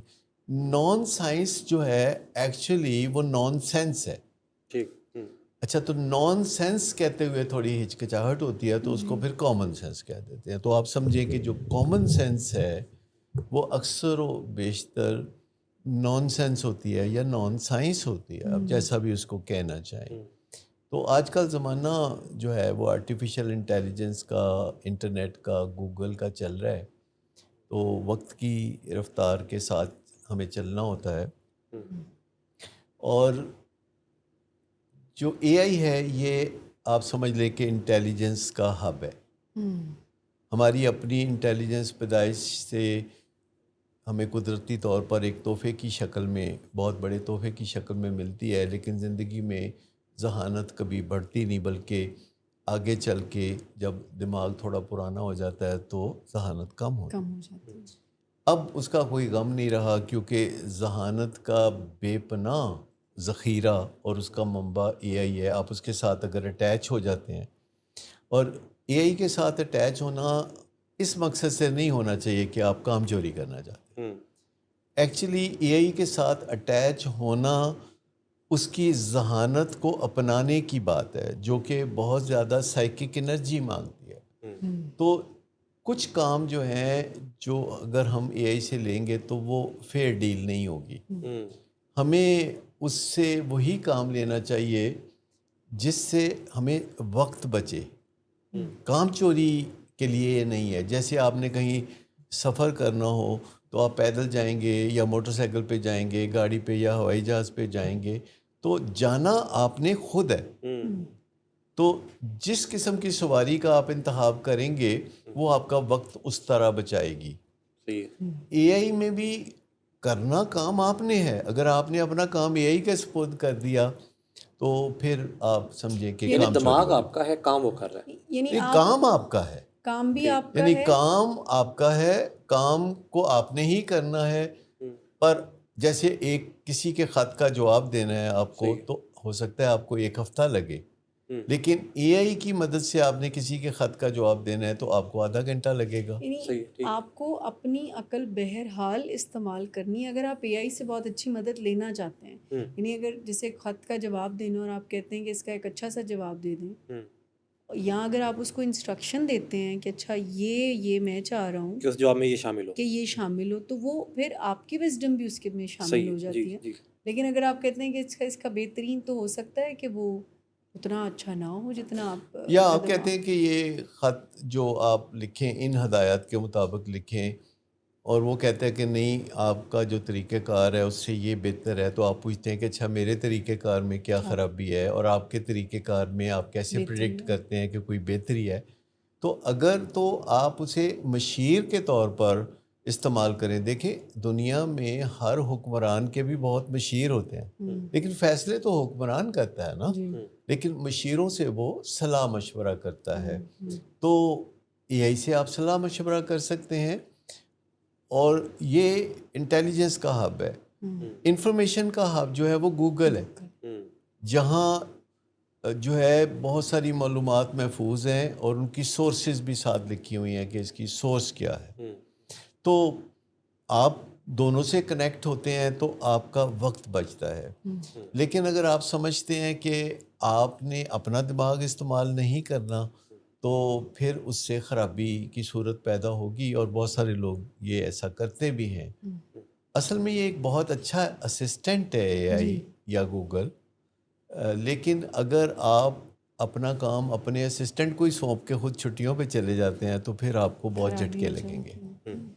سر یہاں پہ مطلب ہم نے کسی ہدف کو واضح کر لیا, کوئی ہم نے ایک ہدف سیٹ کیا, پھر اس کے بعد ہم نے یہ بات کی کہ اس کو ہم نے کوئی مختلف چیزوں میں ڈیوائڈ کرنا ہے. اب ایک کوئی انسان ہمارے پاس داخل ہوا, کوئی پیشنٹ ہمارے پاس آتا ہے, کوئی فیملی آتی ہے, وہ ریکوری کے اندر کس طرح سے ہم اس کو ڈیوائڈ کریں گے, کہ کون کون سے اسٹیپس بنائیں گے کہ جو ہمیں ایک اسکور کارڈ سر نظر آ رہا ہو اور ہم اس گول کو اچیو کر رہے ہوں جو کہ ہمارا اصل سرکاری اور حتمی نتیجہ ہے کہ ہم نے اس کا نشہ چھڑوانا ہے. تو علاج کے اندر وہ کون کون سے اسمال اسٹیپس ہیں جو کہ ہمیں اس طرف لے کے جا رہے ہیں؟ دیکھیں نا, جیسے میں نے ابھی عرض کیا کہ جو ڈسپلن 3 ہے وہ ہمیں جو حتمی نتیجہ چاہیے, یہ لافٹی گول ہے ہمارا اور آن گوئنگ ہے, تو اس کو ہمہ وقت یاد رکھنا اور اس سے موٹیویشن حاصل کرنا. لیکن اس کے ساتھ ساتھ جیسے کہ ہم نے کہا کہ بے پناہ اہمیت کا حامل گول جو اس وقت ابھر کے سامنے آ گیا ہے, اور اس کو اگر ڈیل نہ کیا تو پھر آپ جو کچھ بھی کریں تو باقی وہ کچھ نہیں, بیکار جائے گا. لیکن ایک وہ ہیں جو سکور بورڈ جو آپ کی گاڑی کو آگے چلاتا ہے, تو وہ جو سکور بورڈ ہے اس کے بغیر تو نہ کرکٹ میچ کارآمد نظر آئے گا, نہ فٹ بال میچ. تو کیسے ہو سکتا ہے کہ نشے سے بحالی جیسا منصوبہ سکور بورڈ کے بغیر چلے؟ تو اس میں ڈیلی بیسس پہ کچھ کرنے کے کام ہیں, جس میں مریض جب ریہیب میں ہوتا ہے تو ڈیلی بیسس پہ کرنے کے کام جو ہیں وہ اس کا ہے کہ وہ گروپ اٹینڈ کرے گا, جو انٹریکٹیو گروپ ہوتے ہیں, اور وہ لکھنے پڑھنے کے کچھ کام کرے گا, اپنی انوینٹری لکھے گا, اپنی ہسٹری لکھے گا, پھر جو کچھ بھی وہ سیکھے گا اس کے نوٹس بنائے گا. تو یہ پھر بہت ساری چیزیں ہوتی ہیں جو فیملی نے کرنی ہوتی ہیں, اور فیملی جو ہے وہ اپنے مریض کے ساتھ جب بھی ملتی ہے تو وہ تھراپیوٹک کام کرتی ہے. یہ خالی سماجی رابطے کا ذریعہ نہیں ہوتی ملاقاتیں, اس میں وہ ڈیفینیٹلی کچھ چیزیں ہیں جو کہ وہ فیملی نے کرنی ہوتی ہیں. مثال کے طور پر پہلے 3 مہینے میں کیا کچھ کرنا ہوتا ہے؟ سر جیسے پیشنٹ انڈور ہوتا ہے نا, تو میٹنگز کا ایک سٹرکچر ہے, فیملی کاؤنسلنگ کا ایک سٹرکچر ہے, پیشنٹ کے پوائنٹ آف ویو سے بھی اس کے کچھ ڈیلی کام ہے, کچھ ہفتے وار کام ہے, کچھ مہینہ وار. فیملی کی جو اگر میں صرف میٹنگ کا ہی آپ کو سٹرکچر بتاؤں نا, تو شروع کی 12-14 میٹنگز ٹچ اینڈ گو ہیں, اور اس کو تیاری کرانا جو ہے وہ پروفیشنل کا کام ہے, فیملی کا صحیح وے میں ایگزیکیوٹ کرنا ان کی ذمہ داری. پھر یہی میٹنگز جو ہیں وہ سپروائز میٹنگز میں تبدیل ہوتی ہیں, جس میں کوئی ایجنڈا ہوتا ہے, وہ کوئی سوشل میٹنگ نہیں ہے, حال چال نہیں ہے, اس میں ان مشکلات پر بیفور ٹائم بات کر لی جاتی ہے اور اس کا حل بھی ڈیسائیڈ کر لیا جاتا ہے کہ آئندہ اگر یہ ہوا تو کیا سلوشن ہم ڈالیں گے. پھر ایک ٹائم ایسا آتا ہے کہ جس میں مریض اور فیملی صرف ملتے ہیں, اب پروفیشنل نہیں ہے. اب پروفیشنل نے ان کو ٹرین کر دیا کہ اچھا بات چیت کے ذریعے مسئلے کیسے حل کرنے ہیں, ٹریٹمنٹ प्रो कैसे रहना यानी है। आप अनसुपरवाइज मीटिंग की बात कर रहे हैं, Unsupervised लेकिन meeting। अनसुपरवाइज मीटिंग से पहले क्या फैमिली के लिए ये सीखना और काउंसलर्स का ये सिखाना बहुत इम्पॉर्टेंट नहीं है कि मरीज़ जो घर जाना है की बातें करता है तो इसका जवाब क्या है, या मरीज़ कहे कि मैं कसम खाता हूँ कि अब नशा नहीं करूँगा तो मुझे घर ले जाएं, या अगर आप मुझे घर नहीं लेके गए तो मैं देखना आपकी ज़िंदगी कैसे ख़राब करता हूँ, धमकियाँ देता है। तो फैमिली को इस पोजीशन में लाना काउंसलर का काम है सर ना। पहली जो टच एंड गो है ना, वो सुपरवाइज मीटिंग में तब्दील ही तब होगी जब फैमिली डिज़ायर्ड रिजल्ट देगी थेरेप्यूटिक वे में। अगर वो नहीं देती, यानी अगर मरीज़ 14वीं मीटिंग में भी ये कह रहा है मुझे लेके जाओ और फैमिली तसल्ली करिए, तो इसका मतलब है कि अब अकाउंटेबिलिटी का टाइम है। सो पहली जो मीटिंग्स अचीव करेंगी पहला गोल तो सुपरवाइज्ड मीटिंग अचीव करेंगी अपना गोल तो अनसुपरवाइज्ड मीटिंग्स अगर अपना गोल अचीव करती हैं तो फिर फ्री फ्लोट्स होते हैं। लेकिन फैमिली की सकत को भी तो देखना पड़ेगा ना, कि फैमिली अगर कई साल के थपेड़े खा के इस बीमारी के रोगी हो चुकी है तो फैमिली की जो ज़हनी सेहत और सकत है, एक प्रोफेशनल का ये काम भी है कि वो साथ साथ जो उनकी एक नफसियाती थकावट है उसको भी तो दूर करें। बिल्कुल सही कह रहे हैं। जैसे काउंसलर जब सारा दिन काम करते हैं एडिक्शन के मरीज़ों के साथ या उनकी फैमिलीज़ के साथ, तो काउंसलर्स को भी तो थकन होती है और वो अपनी थकन उतारने के लिए उनके पास तरीके होते हैं, तो वही तरीके जो हैं वो फैमिली को भी सिखाते हैं। और फैमिली का भी तो दर्जा हरारत और वाइटल साइंस, इनको हम कहेंगे कि फैमिली के वाइटल साइंस भी तो देखते रहना चाहिए। जी बिल्कुल। यानी बाकी अस्पतालों में तो सिर्फ मरीज़ों के वाइटल साइन देखे जाते हैं, लेकिन एडिक्शन ट्रीटमेंट सेंटर में ना सिर्फ मरीज़ों के वाइटल साइन देखे जाते हैं बल्कि फैमिली के वाइटल साइंस भी देखे जाते हैं। कि फैमिली भी मरीज है। नहीं, ये बड़ी इम्पोर्टेंट। मरीज़ हर वो बंदा है जो तकलीफ़ में है। अगर तो आप समझते हैं कि फैमिली मेम्बर कोई तकलीफ़ में है तो वो डिसीज़ में है, तो तकलीफ़ है ना। पेशेंस कर रहा है तो पेशेंट भी है। हाँ, पेशेंट भी है। तो यहाँ सब्र की बात भी है, रफ्तार की बात भी है, दोनों बातें हैं। लेकिन यहाँ वाइटल साइंस से मुराद टेम्परेचर या ब्लड प्रेशर या पल्स नहीं है खाली। यहाँ वाइटल साइंस से मुराद बहुत कुछ है। और जैसे दूसरे अस्पतालों में मरीज़ के मामलात को हम देखते हैं कि वो किस सिचुएशन में आगे चल रहा है, या उसके वाइटल साइंस कैसे हैं, या उसके लेबॉर्ट्री साइंस कैसे हैं, तो वो सारा जो मैथमेटिक्स देखी जाती है, तो नशे की बीमारी में भी उस सारी मैथमेटिक्स को सामने रखा जाता है, डॉक्यूमेंट किया जाता है इलाज के दौरान। और मैं आपको बताऊं कि अगर डॉक्यूमेंटेशन नहीं कोई काम नहीं, तो समझे कोई काम नहीं हुआ। अगर कोई बंदा आपको आके कहता है मैंने आज बहुत काम किया, आज बहुत काम किया, और आप कहते अच्छा दिखाओ, तो कहते नहीं दिखा नहीं सकता, वो तो काम किया और गुजर गया। तो हम कहते हैं कि अगर तुम आज नहीं दिखा सकते तो 6 महीने बाद तो आज के बारे में तुम कुछ नहीं दिखा सकते। तो यूँ समझें कि जो डॉक्यूमेंटेशन है नशे की बीमारी में, और हम खाली उन दवाइयों की डॉक्यूमेंटेशन की बात नहीं कर रहे जो मरीज़ को मिल रही हैं। डॉक्यूमेंटेशन होनी चाहिए कि किसी मरीज़ ने इलाज के दौरान, इनडोर के दौरान या आउटडोर के दौरान किसी मरीज़ ने क्या किया जी। और उसके लिए कोई लंबी चौड़ी बातें लिखने की ज़रूरत नहीं। अगर आप किसी मरीज़ की फ़ाइल पे मेडिकल वार्ड में देखते हैं कि 130/80 लिखा हुआ है, तो क्या मतलब है इसका? Blood pressure. तो इसका मतलब है कि आपने कोई तफसील नहीं लिखनी कि भी मैंने उसके बाजू पे कफ लपेटी और फिर मैंने स्टेथोस्कोप से उसका ब्लड प्रेशर देखा तो वो इतना था। इसी तरीके से सिंबॉलिकली आपने डॉक्यूमेंटेशन करनी होती है कि मरीज़ की फैमिली से मुलाकात हुई तो ये हुआ जी। और ये खाली 1 मिनट का काम है। यानी मरीज़ की जो मुलाकात है वो 45 मिनट की हुई है और आपने उसकी जो डॉक्यूमेंटेशन करनी है at the end of the meeting वो 3 मिनट्स में करनी है। अगर आपने कोई डॉक्यूमेंटेशन नहीं की तो फिर आप इंजॉय करें उस मीटिंग को, फिर आपने कुछ नहीं किया। मेरी नज़र में میں تو اپنے پروفیشنلز کو ڈاکومنٹیشن کے لیے کہتا ہوں، اور اس سے لوگ بڑا تنگ ہوتے ہیں. 2 چیزوں سے میری بہت تنگ ہوتے ہیں. ایک تو میں کہتا ہوں کہ ڈاکومنٹیشن کریں، آپ دکھا سکیں مجھے 3 مہینے کے بعد بھی کہ 3 مہینے پہلے آپ نے کسی دن کتنے بجے کیا کیا تھا. ایک تو میں یہ چاہتا ہوں. دوسرا میں کہتا ہوں کہ مجھے بتا سکیں آپ کہ آپ نے کل کیا مطالعہ کیا تھا. میں نے اپنے ایک ساتھی کو جو اوے اسٹیشن پہ ہے، میں نے ان کو کہا کہ میں نے کہا آپ پڑھا کریں، آپ کافی عرصہ ہو گیا ہے، مجھے لگتا ہے کہ آپ پڑھتے نہیں ہیں. میری اس گفتگو سے لوگ بہت پریشان ہوتے ہیں. اب مجبوری ہے، میری ڈیوٹی ایسی ہے تو وہ مجھے بڑے مناسب سے طریقے سے کرنی پڑتی ہے. تو انہوں نے کہا کہ ڈاکٹر صاحب آپ پریشان نہ ہوا کریں. جب میں 2010 میں آیا تھا ولنگ ویز میں تو میں نے یہ ساری کتابیں پڑھ لی تھی.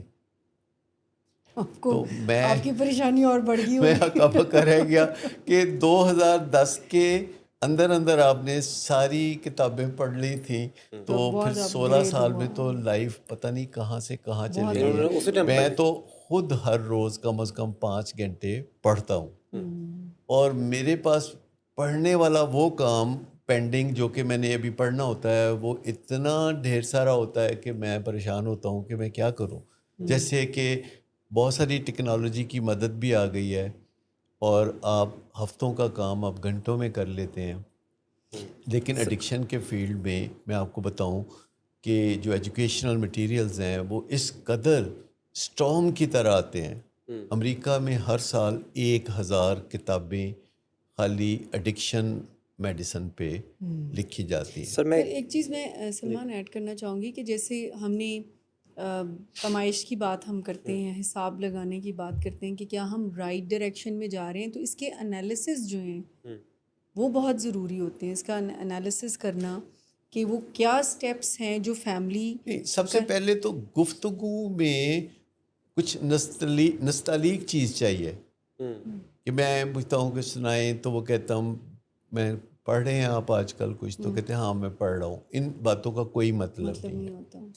ہاں اگر وہ کہتے ہیں کہ میں روزانہ 1 گھنٹہ پڑھ رہا ہوں، یا میں ریلیکس پریونشن پہ ٹیرس گورسکی کی فلاں کتاب پڑھ رہا ہوں جو مجھے 4 دن ہو گئے ہیں پڑھتے ہوئے، اور 3 دن میں میں پھر ایک دفعہ اس کو ختم کر لوں گا، یا میں فریئنگ سمن فرام ڈرگز اینڈ الکوہل پڑھ رہا ہوں، یا میں نشے میں کہیں وہ تنہا نہ رہ جائے والی کتاب پڑھ رہا ہوں، یا میں ماڈیول 1 پڑھ رہا ہوں اور میں اس کو پڑھ چکا ہوں، یا میں نے اس میں یہ چیزیں دیکھی ہیں.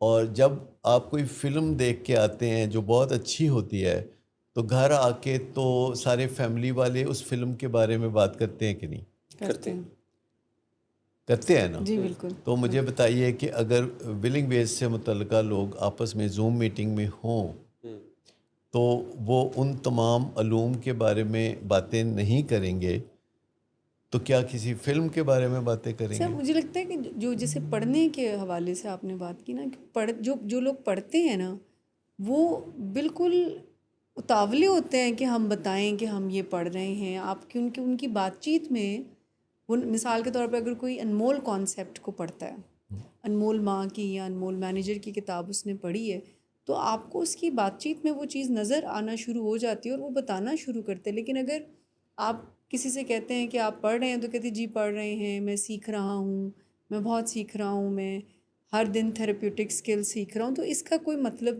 نہیں ہوتا. آپ بالکل کینڈیڈ اور ٹو دا پوائنٹ بات کرتے ہیں کہ میں یہ پڑھ رہا ہوں، اس سے میں یہ سیکھ رہا ہوں، اتنے دن میں یہ میرا پلان ہے. تو آپ واضح طور پر بتاتے ہیں اگر واقعی میں. دیکھو میں تو یہاں تک پوچھتا ہوں کہ آج کل آپ اپنی ایجوکیشن میں کیا انویسٹ کریں. دیکھیں یا تو وہ ٹائم ہوگا یا پیسہ ہوگا یا کوئی چیز ہوگا. تو دوسرے بندہ جب ہکا بکا رہ جاتا ہے تو پھر ایسے سوال چبھنے لگتے ہیں. تو جو لوگ بھی آتے ہیں ولنگ ویز میں جہاں ایکسپیکٹیشنز بہت ہائی ہیں، ولنگ ویز میں عرصہ دراز سے کچھ لوگ کام کر رہے ہیں جو سپر سٹار ہیں، تو جو نئے لوگ آتے ہیں ان کے لیے کافی کوپ کرنا مشکل ہو جاتا ہے.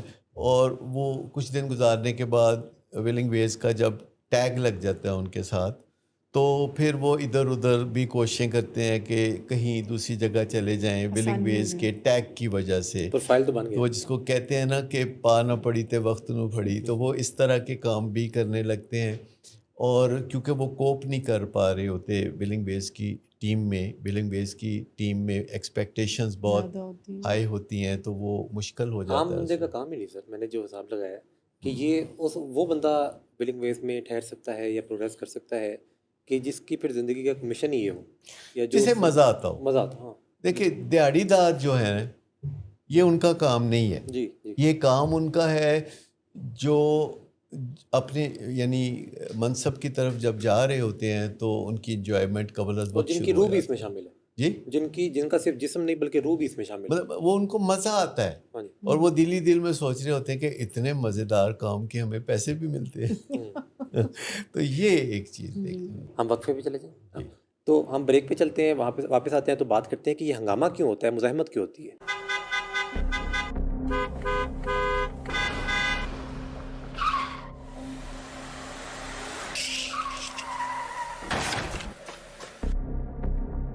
घटिया इंसान, इतनी देर से गेट क्यों खोला?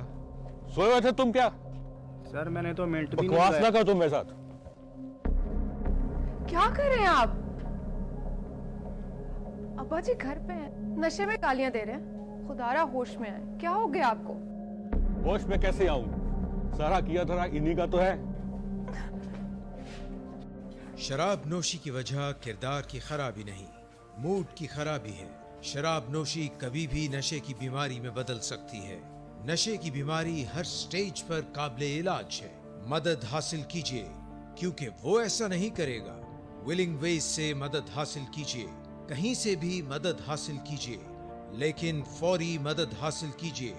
जिस मुआवजे के इंतजार में आपने बहुत देर कर दी, अब वो दस्तक दे रहा है। मदद हासिल कीजिए, मदद हासिल कीजिए, मदद हासिल कीजिए। 3 to 1 के साथ हम वापस तो आ गए, लेकिन जाते हुए सवाल ये था कि ये हंगामा बर्पा क्यों होता है, मुज़ाहमत क्यों आती है जब कोई हदफ वाज़े हो जाता है, जब उसके ऊपर कोई जवाबदेही शुरू हो जाती है, जब कोई स्कोर बोर्ड बनने लगता है। तो फिर सर मुज़ाहमत, ये हंगामा, ये वाला लेवल क्यों आ जाता है? देखिए, इसे आप अगर खाना जंगी से तशबीह दें तो ये खाना जंगी पहले हर इंसान के अंदर शुरू होती है, जब उसका जो जज्बाती दिमाग है और जब उसका सोच समझ वाला दिमाग है वो आपस में सही कोऑर्डिनेट नहीं कर रहे होते। ठीक है। तो सबसे पहले तो जो एडिक्शंस हैं इसे ही हम इनर सिविल वॉर कह सकते हैं सही। कि अंदर से बंदा तकसीम हो जाता है। ठीक है।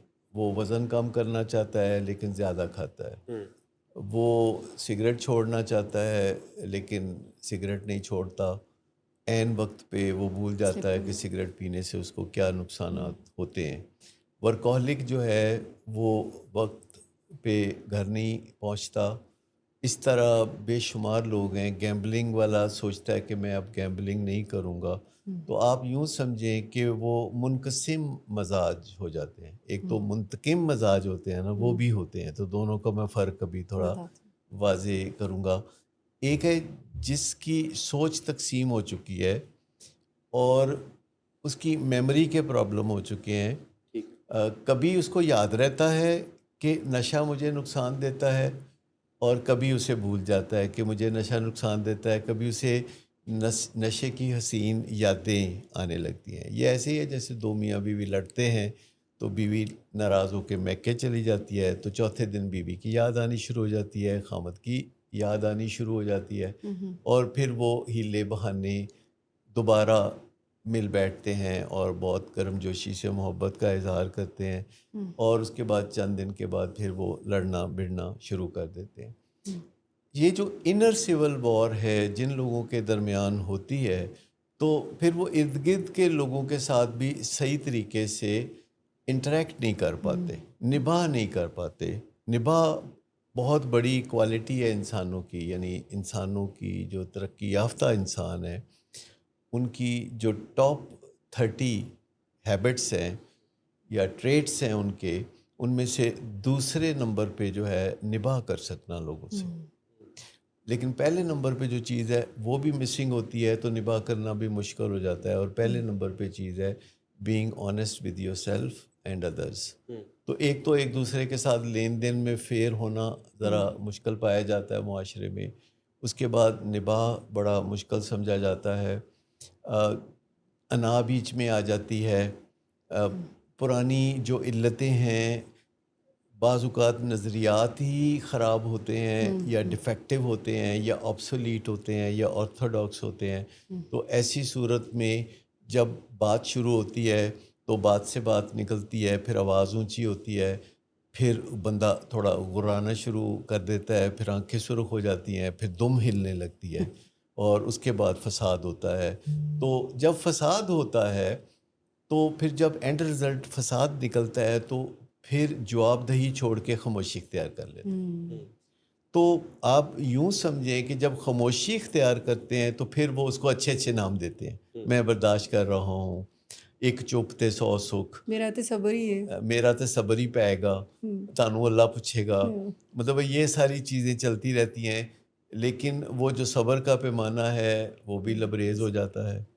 بے صبری میں بات چلی جاتی ہے. تو جواب دہی میں بھی صبر چاہیے, رفتار ویسی ہو جس کے ساتھ صبر چل سکے. آپ یاد رکھیں کہ جواب دہی کی جو رفتار ہے وہ صبر سے زیادہ نہیں ہونی چاہیے.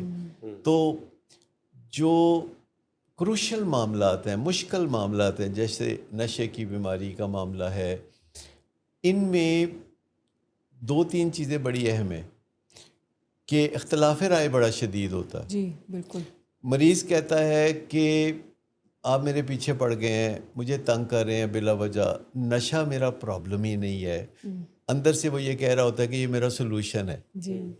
گھر والے کہہ رہے ہوتے ہیں کہ نشہ بہت لعنت ہے. مریض کچھ بھی نہیں کہہ سکتا اگر دل سے اس کو اپنے سجن کے خلاف بات سننا پسند نہیں ہوتا. تو اختلاف بڑا شدید ہوتا ہے. سٹیکس بہت ہائی ہوتے ہیں مریض کے لیے بھی اور فیملی کے لیے بھی. مریض دھمکیاں تو گھر والوں کو دے رہا ہوتا ہے, زخمی وہ خود ہو رہا ہوتا ہے, چور چور ہوا ہوتا ہے زخموں سے.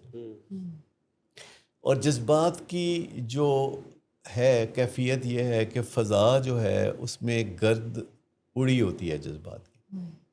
تو ایسے حالات میں جواب دہی بڑی مشکل ہو جاتی ہے. اس میں ضروری ہے کہ ان 3 فیکٹرز میں سے ایک کے اوپر زیادہ کام کریں. یعنی اختلاف ہے تو پہلے اس کو نہ چھیڑیں, کیونکہ وہ ذرا اختلاف کو ٹھیک کرنا, متفق ہونا ذرا مشکل کام ہے.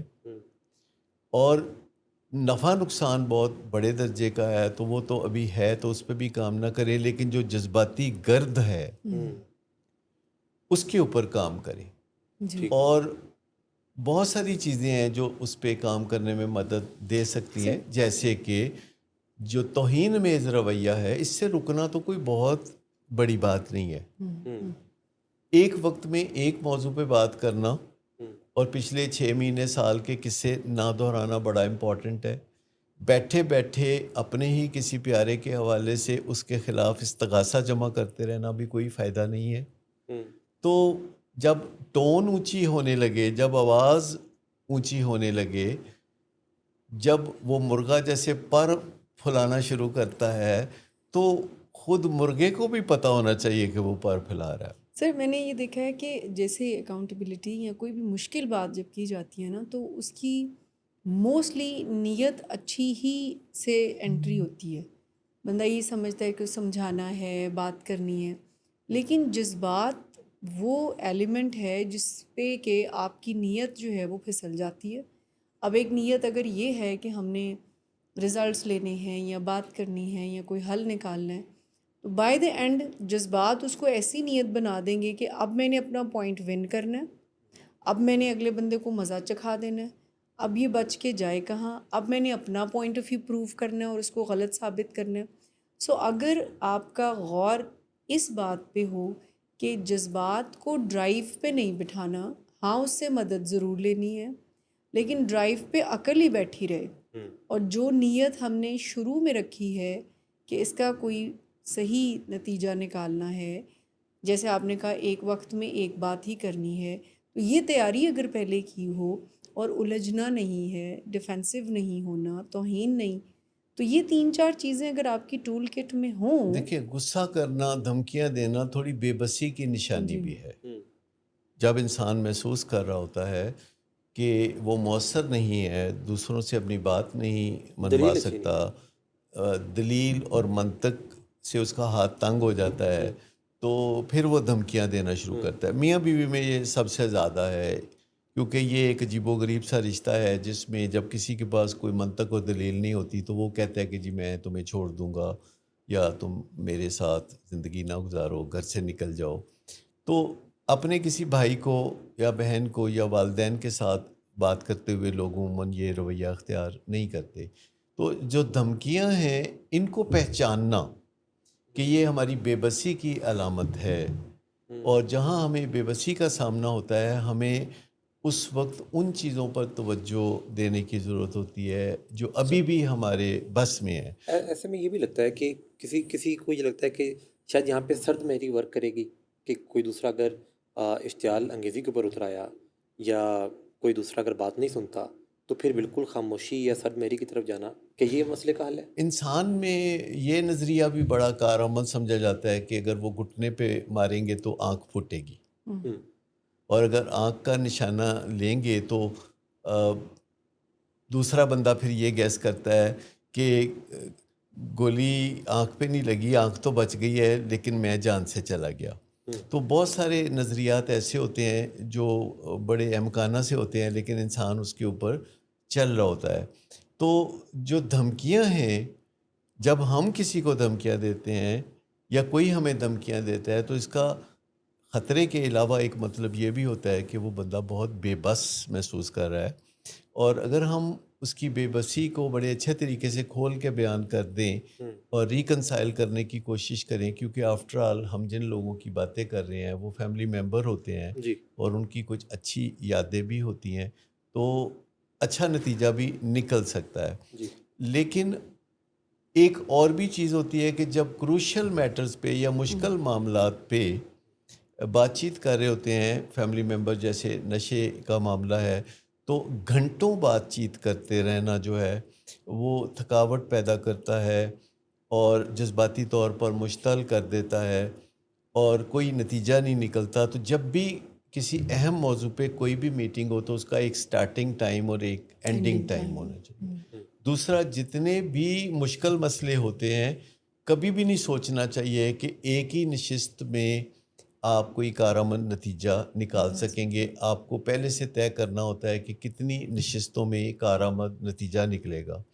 ایک اور چیز بھی ہے کہ ہم انسان بڑے سٹوری رائٹر ہیں، مطلب اور کوئی بات ہوئے نہ ہوئے کسی بندے سٹوری رائٹر وہ ضرور ہوتا ہے کہ وہ فل ان دی گیپ کر لیتا ہے. جو کچھ اس نے دیکھا ہے اس کا بھی اندازہ لگاتا ہے، اور جو نہیں دیکھا اس کا بھی حساب کتاب پورا جوڑ لیتا ہے. یعنی جو ڈاٹس ہیں وہ ملا لیتا ہے اپنے ساتھ، اور وہ سمجھتا ہے کہ جو میری کہانی ہے وہ بالکل درست ہے، جبکہ دوسرا بندہ اپنی کہانی پہ ناز کر رہا ہوتا ہے. تو یہ جو کہانی ہے اس کے بارے میں بھی ذرا دیکھنا چاہیے کہ فیکٹس کو اور کہانی کو بالکل الگ الگ کر دینا چاہیے. آپ نے مجھے آج شام 4 بجے کا وعدہ کیا تھا ملنے کا، آپ نہیں ملے، یہ ایک فیکٹ ہے. آپ چاہتے تھے کہ میں پریشان ہو جاؤں، آپ نے میری زندگی خراب کرنی تھی، یہ کہانی ہے. یہ تو آپ کا روز کا معمول ہے، آپ ایسا ہی خود مجھے دکھ دینا چاہتے تھے، جان کے آپ نے یہ کیا. اچھا، پھر ایبسلیوٹائز کرنا، آپ نے تو ہمیشہ میری زندگی کو خراب کرنے کی کوشش کی، اور میں نے تو کبھی بھی کوئی ایسی بات نہیں کی جس سے کہ آپ کو کوئی زحمت ہو. میں تو کر ہی نہیں سکتا. ہاں، میرے تو آباء و اجداد نہیں. میں تو انمول گائے ہوں اور آپ بہت بڑے سانڈ ہیں. تو یہ جو چیزیں ہیں یہ گھروں میں ہم بے تکلفی سے اپنے پیاروں کو یہ کہتے رہتے ہیں. اور خاص طور پر میں آپ کو بتاؤں کہ بے تکلفی کا ایسا عالم ہے کہ ماں باپ اپنے بچوں کو جو کچھ کہہ لیتے ہیں میں یہاں مائک پہ وہ بول نہیں سکتا. سر، جو بھی سٹوری ہم بناتے ہیں نا، جو بھی سٹوری اگر اس میں حقائق نہیں ہے تو اس میں اگر ہم اپنے آپ کو ایک وکٹم بنا رہے ہیں اور اگلے کو بہت ظالم سا، ویسی ہی فیلنگز اٹیچ ہوتی ہیں جو ایکچولی میں پرابلم کرتی ہیں اور ہمیں ایک اچھی بات چیت سے بہت دور لے جاتی ہیں. کہ آپ اس سٹوری کو بلیو کرتے ہیں اور اس کے ساتھ آپ کی فیلنگ اٹیچ ہونا شروع ہو جاتی ہیں. دیکھیں اور 3 سوال ہے نا بیسیکلی کہ کسی وقت آپ کس چیز پہ فوکس کر رہے ہیں. جی جس چیز پہ آپ فوکس کر رہے ہیں آپ کے جذبات لمحہ موجود میں اس کے ویسے ہو مطابق ہوں گے. جائے گی. ہاں جی. اور جس چیز پہ آپ فوکس کر رہے ہیں اس کا مطلب ہے کہ باقی جو زندگی میں آپ کے مثبت چیزیں چل رہی ہیں ان پہ آپ کی توجہ Neglect ہے. بالکل بھی نہیں ہے. تو تمام ہائی اچیورز کو آپ اسی لیے پریشان دیکھتے ہیں کہ وہ اس چیز پہ فوکس کر رہے ہوتے ہیں جو ان کے پاس ابھی حاصل نہیں Missing ہوئی, ہے. اور جو چیزیں حاصل ہیں ان کے بارے میں وہ اوبلیویس ہوتے ہیں, وہ بادلوں کے پیچھے کہیں وہ چیزیں ہوتی ہیں, اور ایک بات ان کو یہ نہیں پتہ ہوتی کہ اگلا قدم کیا ہے. جی جی تو جی. وہ بار بار اس کو دہراتے رہتے ہیں کہ یہ صورتحال ہے, اس کے مطابق فیل کرتے رہتے ہیں, اور یہ فیل نہیں کرتے کہ ان پہ اللہ تعالیٰ کی نعمتیں کتنی ہیں, اور وہ 95 چیزیں چھوڑ کے ان 5 چیزوں کے بارے میں دبلے ہوتے رہتے ہیں سوچ سوچ کے جو حاصل نہیں ہے. اور پھر وہ یہ نہیں سوچتے کہ کیا چیز میرے بس میں ہے اس کے لیے میں قدم اٹھا لوں, اور کیا چیز, یعنی ایک اتنی سادہ سی بات کہ انسان اگر جاننا چاہے کہ لمحہ موجود میں یا آج کے دن میں کون سی چیزیں ہیں جو میرے اختیار میں ہیں, تو میں 80% ٹائم تو کم از کم اس کو دے دوں, اور جو چیزیں میرے اختیار میں نہیں ہیں یا تو میں اس کو کوئی ٹائم ہی نہ دوں یا تھوڑا ٹائم دے دوں. اور سرینٹی پیریڈ بھی تو یہی ہے نا کہ کوئی انسان جب خدا سے دعا کرتا ہے کہ میں ان چیزوں کو تسلیم کر پاؤں جو کہ میں, یعنی یہ جو کر سکنا اور نہ کر سکنے میں, اور پھر اس میں فرق جان لینا, یعنی خدا سے اس چیز کے بارے میں وہ کرنا کہ میں یہ تسلیم کر پاؤں, اس کی مجھے ہمت طاقت دے جو میں کر سکتا ہوں, یہ تسلیم کر پاؤں کہ نہیں کر لیکن سکتا. جو چیزیں آپ کر سکتے ہیں اور جو چیزیں آپ نہیں کر سکتے ان میں کلیئر فرق کرنے کے لیے آپ کو ذہانت کی ضرورت وزڈم ہے. ریکوائرڈ ہے. جی جی. اچھا, اگر ذہانت کی کوئی کمی واقعہ ہو گئی ہے, مہنگائی کا زمانہ ہے, کم ہو گئی ہے ذہانت, تو اے آئی موجود ہے آپ کے لیے. آپ ساری سچویشن اس کے سامنے رکھ دیں کہ یہ چند چیزیں میری زندگی میں چل رہی ہیں, تو مجھے سمجھ نہیں لگ رہی کہ میں ان میں سے کن چیزوں پر توجہ دوں. ابھی آپ سر کو کہانیاں بنانے کی جو بات کر رہے تھے, آپ نے کتاب میں, اور کتاب کا آپ کا نام ہے کہ نشے کی بیماری کا دوسرا نام ہے تصادم, تو اس میں آپ نے لکھا کہ تصادم جو ہے وہ کہانیاں بنانے سے ہوتا ہے. تو کیا یہ جو ہمیں شوق ہے کہ ہم کچھ فل ان دا بلینک وہ خود سے کر لیں کہ اچھا یہ دوسرے نے یہ سوچا ہوگا, کیا گھروں میں تصادم کی بیسک جڑ ہی یہاں سے شروع ہوتی ہے؟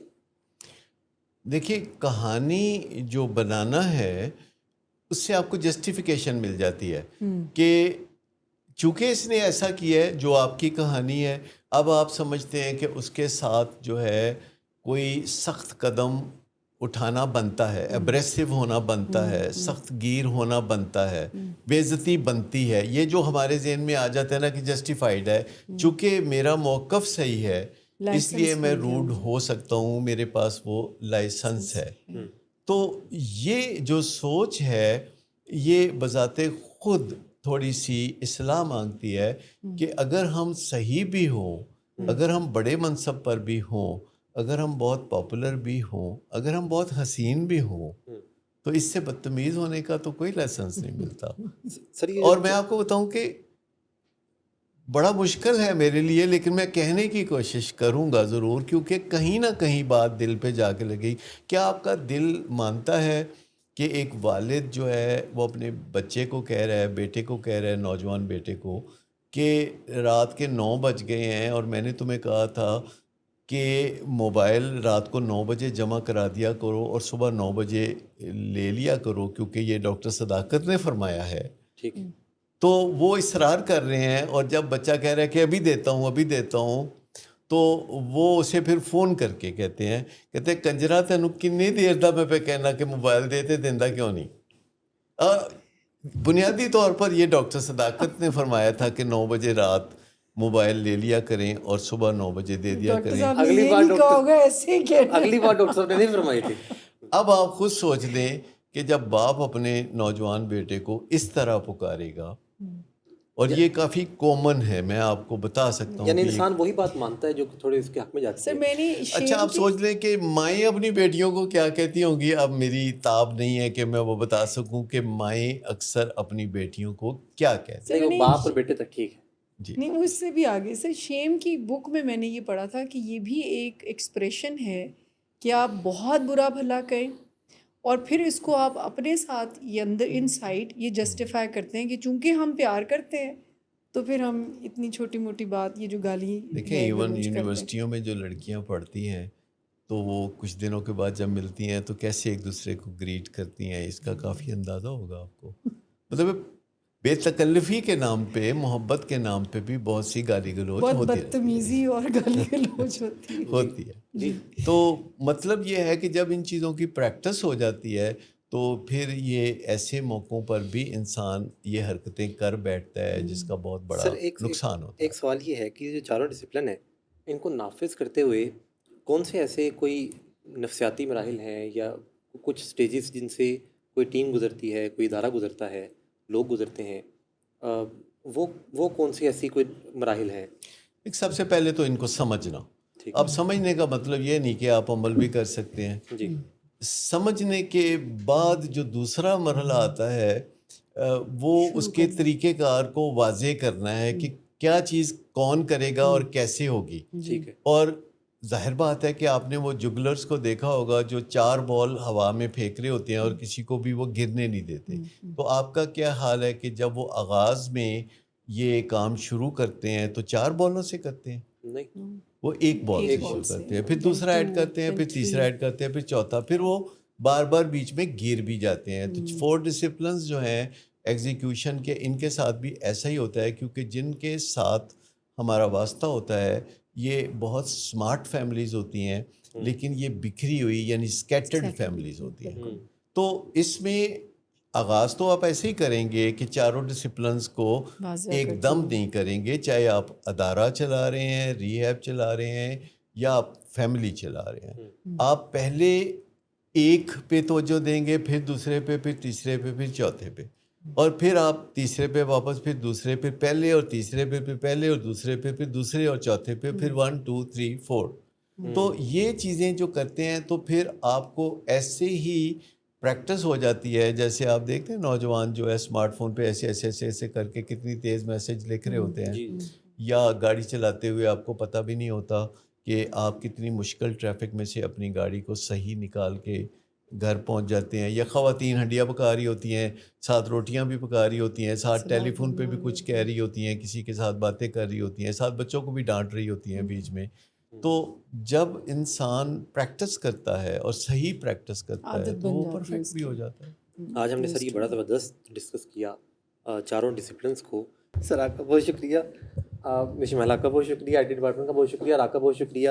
اپنا اور اپنے پیاروں کا بہت سارا خیال رکھیے. میں نہیں جانا. نہیں، اللہ حامی و ناصر.